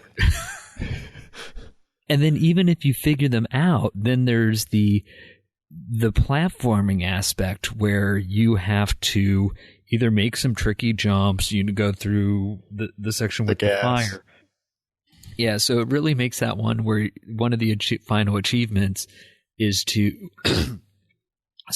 go through the entire game in under 5 lives. Now, having gone through the game, it's definitely doable where you're going, okay, I could see it, but it's not going to be super easy. So it's going to have but I mean, a run through from beginning to end, I think maybe after you know the solution to all the puzzles, hour and a half. Yeah, that's kind of what I was thinking. I mean, I didn't get all the way to the end. I probably got a little over halfway. And and I was thinking because one of the puzzles I was stuck on for probably 20 minutes. I had to look up the answer because I needed to. Unfortunately, I didn't get as much time to play this week as I wanted, so I didn't want to just sit there and bash my head against a wall for another 20 minutes. So I just looked it up. But that's how tough the puzzles are. And there may be more than one solution too. There's some of these puzzles you can spell different words to solve your problems. There's an achievement for that. Yeah. So it's really cool the way they did it. But yeah, you may either when you get stuck there, the best thing to do is probably to either look it up or come back later. Just kind of stop thinking about it and then try again. But yeah, once you know the solutions, I think the game is pretty short. But I mean, so are most puzzle games in that regard. It's not, your first playthrough is going to take you much longer. Yeah, if you're actually playing it. Yeah, I was going to say I maybe only had to go for 2 puzzles to finally just, to your point, 20 minutes, 25 minutes, I'm sitting here going, I have no idea what the word is or what I'm trying to do. And that was actually a little more earlier on in the game. Once I maybe did that once or twice I did it once in the first level, and I think once in the second level. And once you saw how to do it, it kind of clicks. So when you come into that similar type situation the next time, you're like, okay, I know kind of what I need to do. I might not know the word, but you're going, oh yeah, this is where they wanted you. It was like, one of them for me actually was, I didn't realize, and that's one of the things. So there's one collectible piece where you have to find these 12 quotations. And I guess maybe a warning to people playing is, I sometimes didn't notice, but I would go, there was a section where to get one of the quotes, So one of the things I liked about the collectibles, kind of on target, is it'll tell you how many quotes there are in a chapter. So there's like 7 quotes in the first chapter, and they go in sequential order. So if you go into your journal and you see all of your entries and then you see where you're missing one, you can kind of get an idea of like, oh, where within the game did I miss it? So I know if, say you had 6 quotes in chapter 2 and you seem to have quotes 1, 2, 3, then it skips 4, and then the 5th one comes up. Well, okay, you know you missed a quote in between that 2 area. And not like Toby, as we reviewed, where you have no idea where you missed something. You miss one. Well, I guess you're replaying the whole game. Yeah, but there was one I was missing, and I knew I was going, okay, it's got to be somewhere in this segment. And it was one where you went into the room and you started teleporting. Like if you found down the bottom, you would teleport to the top. Well, the thing is the quote, and I was going, this is the only place it could be. And I went to get the quote while I was still doing the puzzle. So when I went to the far right, I teleported to the left side of the screen. Well, when you finish the puzzle, the teleporters stop. And then if I had went to the full right, I could have gotten the quote, but I just went on the elevator. So it was one of those, I got to do. And so what I didn't notice is sometimes after you solve a puzzle or where you do something, you have to pay attention to the screen in other areas because you might have turned something on or something off that you didn't really notice. And if you sometimes do things not at the right time, you're going, oh, it just doesn't work all the time. No, it's probably a switch you forgot. So I guess that's my point. So little subtleties like that. Yeah, because I was going to comment on the quotes too, is that I found that they were really generally kind of easy to see. Like you would see when there was a path that kind of deviated. It was quite obvious. I mean, it might have involved some tougher platforming or something, but you knew where it was. You just had to kind of spend the extra time to go get it, which is nice. And it sounds like if that was the only one you missed, that kind of stays true for the whole game. Yeah, I think the entire game through. One other one I ran past, and again, I figured out which section it was in, and then when I was looking around, I noticed, oh, that's where that's where I needed to jump to. It was one of those things that was obvious when I was in the section, and I was just, again, when you're playing through, if you're not actively looking for things, you can sometimes quickly run past. But as I said, it's nice that the way that the quotes go in order. Yeah, when my journal entry suddenly jumped forward one, okay, I knew I missed one in between. Yeah. I just kind of reloaded the checkpoint. And there's checkpoint loading, so overall, if you miss a quote, it's not that you have to replay through the whole game. So, yeah, overall, as I said, for a short game, it's not, again, it's difficult the first run through. You have a minimum of probably 3 run-throughs because you're not going to beat the game without using the word scrambler on your first run-through. If you do, congrats for doing it. It's going to take you way longer. Yeah. I mean, once you know all the words, I figure like that's my next one to do, which shouldn't be too bad, but again, you play through the entire game without using it. It's just not worth it. It really is not. I mean, it's not worth it to not use the word scrambler on your first go. Yeah, but for the no death run, there's one of those times I'm thinking that you have to make lie really quickly and then go to do something else. You're going, I don't know if I can make that without the word scrambler. I mean, I guess I'd have to be able to because you can beat the game without it, but it just seems like that's going to be one of those sections. It's just not worth the extra risk. Yeah. Yeah, who knows? Maybe I'll get a double pop. Maybe I'll do both the don't die more than 5 times and get the no word scrambler. But well, what you could do is do your no word scrambler run, and if you don't die 5 times, then bonus. Yeah, that's what I'm thinking. And it's more practice too. Well, that's really what it's going to be. It's going to be another speed run. Speaking of which, that's where I got my Rayman dailies to go to. So now I only have one complaint. And that is the D-pad support. So I like to play platformers with the D-pad on my controller. Really? And this game does not use the D-pad, sort of. So it works to move left and right when you're not on a ladder or there was another point where it didn't work. It doesn't work when you're building yourself at the beginning of the game either. Oh, okay. So it works to move around left and right, but that's it. So you can't climb up and down, and you can't use it all the time. I don't think you can pull levers with it either. So basically you can use it some of the time, but not all the time, which gets really annoying. So I ended up having to use the stick, which small complaint, but it would have been nice to have D-pad support. Yeah, but I will say though, not in the defense of using the D-pad, but the overall platformer controls are very tight and very, small. very good. Yeah. So, I mean, other than your preference of using the D-pad over I usually use the stick anyway. So. Yeah, the control is really tight. Yeah. But I mean, overall, I think this is one of those games that, unless you hate platformers, that would be the only reason why I would say don't play this game if you just hate platformers in general. I think otherwise, this is a game I just highly recommend. It's one of those games that's different enough. I think people should experience it. Yep, absolutely. It's fantastic. I'll definitely be going back to finish it up and probably start it on my main tag because I really enjoyed the time I spent with it. No. I mean, again, solid game, and yeah, highly recommended. So, thanks, Randy. I guess we'll let our listeners back. We will see you guys next week. Have a good one. All right, let's get to wrapping up this massive show here. It's the end of the month. February's done. It's in the past, so make sure you get your posts for the contests up into our forums, forum.zzz.com. The gamertag challenge. So Mattism and Posey just finished. March. Now that we're into March, it's me. It's Freamhole. FREAMWHOLE. It's a simple. It's only 10 achievements.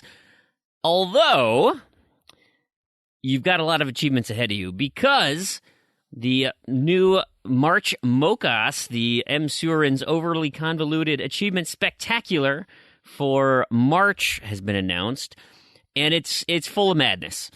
And so essentially, what you need to do for this one is very similar to the Gamertag Challenge: is unlocking achievement names now that start with that letter.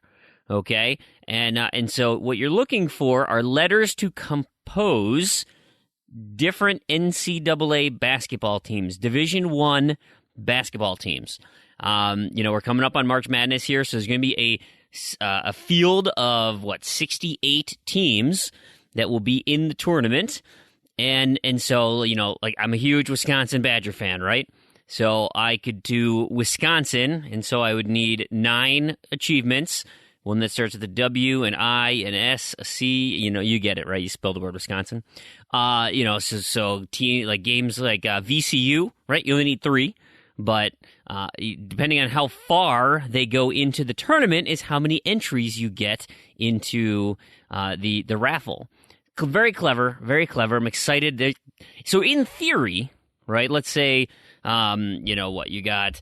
So there's 68 teams, and let's say each averages, 7 letters per word? So in theory, if you unlocked 500 achievements, you could cover the whole board and get every possible. Of course, you got to look at all the wording and everything.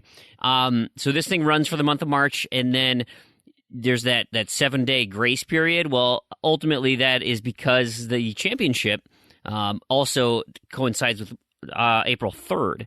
So we'll be able to close that out, and then we'll get all the winners in place, so we can do that draw, or M. Surin can do that draw. But that's fun. It's creative, and of course, put your submissions in for his February one, which was From Poland with Love. Submitting achievements from Polish game developers.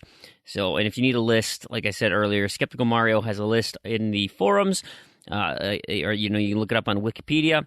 They have a nice thing. Although I think Artifex Mundi, we decided, was not on the Wikipedia, but is indeed a Polish developer. Anyway, so you got that.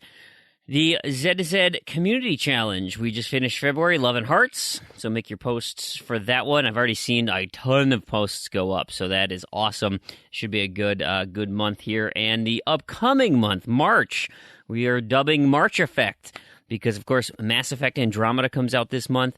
I am going to participate. I know, I'm doing the first game, one playthrough, at least one playthrough of the story. That is my goal. We'll see if how I do that, because I tend to get sidetracked, especially with the brand new random to-do lists that are up. So if you haven't seen your random to-do list, you go take a look at it. There's a link in our forums. You can go find the spreadsheet. Additionally, if you failed to unlock anything in February and got kicked out, you are free to join at any time. So don't feel like because you got kicked out, it might have been a bad month, you might have had some tough achievements. We totally get it. If you're interested, just make a post in the forums, and we will re-roll you a brand new list for the month of March. And so hopefully, and even if it's toward the end of the month, don't be ridiculous. But if you've never done it before and you're kind of curious what it looks like, have a list pulled up at the end of the month, and you can just even see what your games list looks like. And if you need to go into TrueAchievements.com's game collection and curate your list a little bit and say, I have all these games with golds on here. I don't want to play these. I don't want them on my tag. I have so many other things to do. Whatever the reason. All my Rock Band instruments are all broken, so I'm not going to play any Rock Band games. There are a billion good reasons out there. I'm not going to say excuses. There are a billion good reasons out there, and so if you aren't familiar with all the wonderful features that TrueAchievements.com has, because we had a couple new signups this last month, and they're like, oh my gosh, like if you're not familiar with TA going into it, like I, for one, totally take it for granted because they have so many features on there. And so for new people, it's super overwhelming. If it is indeed overwhelming for you, or you hear this and you're like, okay, how do I even get started? Reach out to anyone in the community. Chat with us at Discord, discord.me/Z2Z. You can come find, either me or Tarragon or anybody would be so happy to help you through that process and make sure that you're on board. To all you veterans out there, lend a hand to your fellow gamer and help them through to make sure that they can join and participate in the fun. We want everybody to have an opportunity here. Finally, I want to announce all the boosting, the co-op groups that we have. They're kind of in flux right now because we've got some starting, some ending. I know there's a crew right now doing some Rainbow Six action, whether that's just the Master of Ceremonies achievement or they're going to continue that. There's that. Of course, we have our Titanfall group on Wednesday. We got some Diablo in there, Destiny, Battleborn, Overwatch, Borderlands will be starting up here in the near future. Thinking weekends, but of course, hey, that's open. I know Spanky and Spronkle just posted he wants to do Borderlands 2 on Wednesdays. Of course, that is the new Games with Gold and backwards compatible title. So come to our chat rooms, come to our forums, find all these places that you can connect with us. We would absolutely love it. It would be just wonderful. As far as the competitions that we're doing, the other one I forgot to mention, GTASC. We will likely talk about it next week, but I'm going to let you know, and you've seen it on my friend feed. I didn't make it, guys. I didn't make it. The individual competition has done me in. I went to bed. I was ahead. I was okay. And, of course, I'm not going to stay up super late doing this. Just casual. Just a filthy casual. And it didn't work. I should have used some bonuses, but whatever. I don't care enough to have it be a problem. So I'm sure they'll give me crap about it on the next show when everybody convenes. As far as the rest of the crew, that's about it, though. I don't think anybody else got booted, kicked out. That's how it goes. As far as what I'm going to do this upcoming month, of course, I mentioned Mass Effect, so you can catch my chronicles. I'm sure on the show I will detail, how my experience has been, what I think of the Mako, and how just wonderful that driving experience is going to be. I did, I'll talk about kind of how I wrapped up the month of February, but moving into this upcoming week, since this show launches right away, look for me in Destiny this week. I will be doing, it's Iron Banner week, and so this is a wonderful opportunity if you're kind of in that middling, just at the raid level light, and you want to kind of creep up a little bit higher so the raids the hard mode raids get a little easier. Just life in general gets a little easier as your light level goes up. I'm at 378 right now, which they is like 380 is that recommended hard mode raid. And I'm sure I could go in there and be fine. It's just, it'd be nice to dish more damage than you're consuming.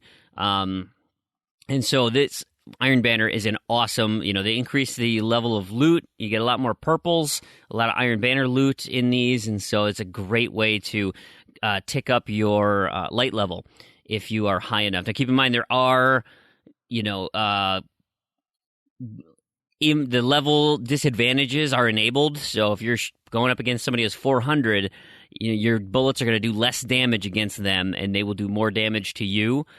So you might find it frustrating. You might get killed a whole bunch. But keep in mind, your success does not directly, or so I'm told, directly impact the type of loot you get. So simply complete your games.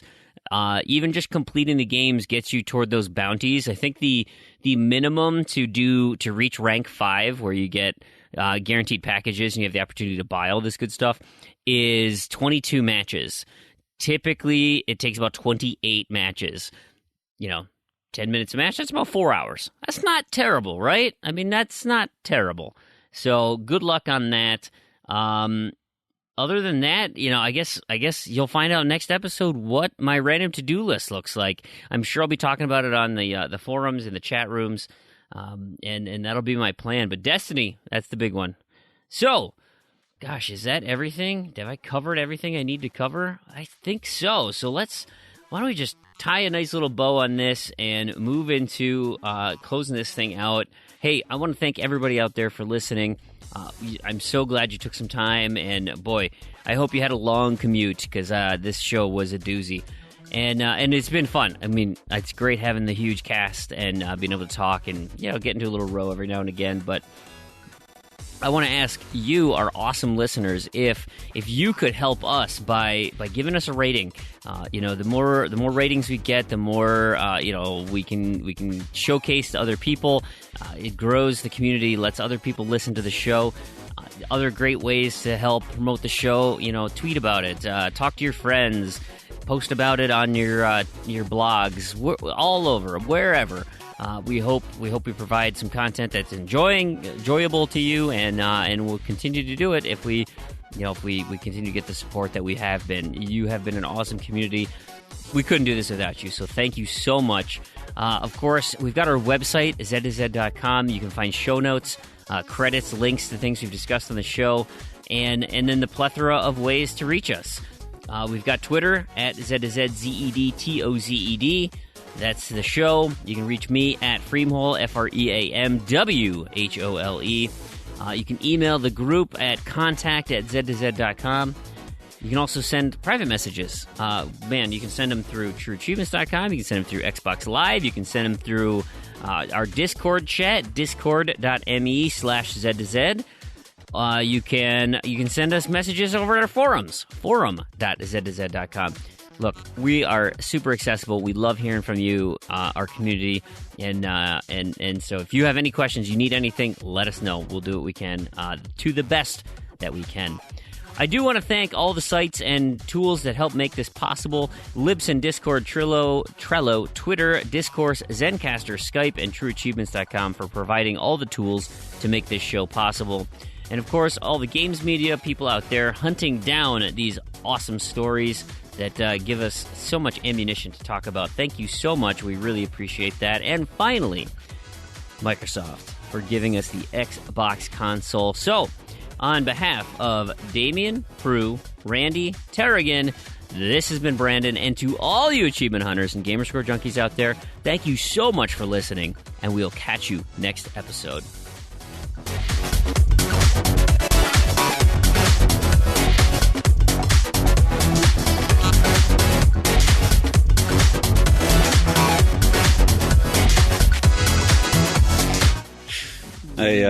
Just on licorice-related news, I don't know if you can see that. That is a Does that look like a stamp? Dragon Ball Z. It's essentially shaped Are like you coin. dropping acid? No, not acid. It is. Ecstasy. It's a coin-shaped piece of hard licorice which is double salt. So it's essentially like a licorice flavored salt lick, and they're awesome. Oh my god, that sounds awful. Oh jeez. No, that really looked like he was just dropping ecstasy, and he's just going to rave. Just like midway through the show, he's going to be like, yeah, exactly. That is a big ecstasy pill, I would say. I think he would be dropping maybe asleep if that was really ecstasy or something. Oh, gross. That must take like an hour and a half to chew. So wait, where is your thing on your 5-10 minutes? Stream? Oh. I'll send you one. No, thanks. I'm okay. I'm really good. So what was the comment? I would leave it outside and all the squirrels would die.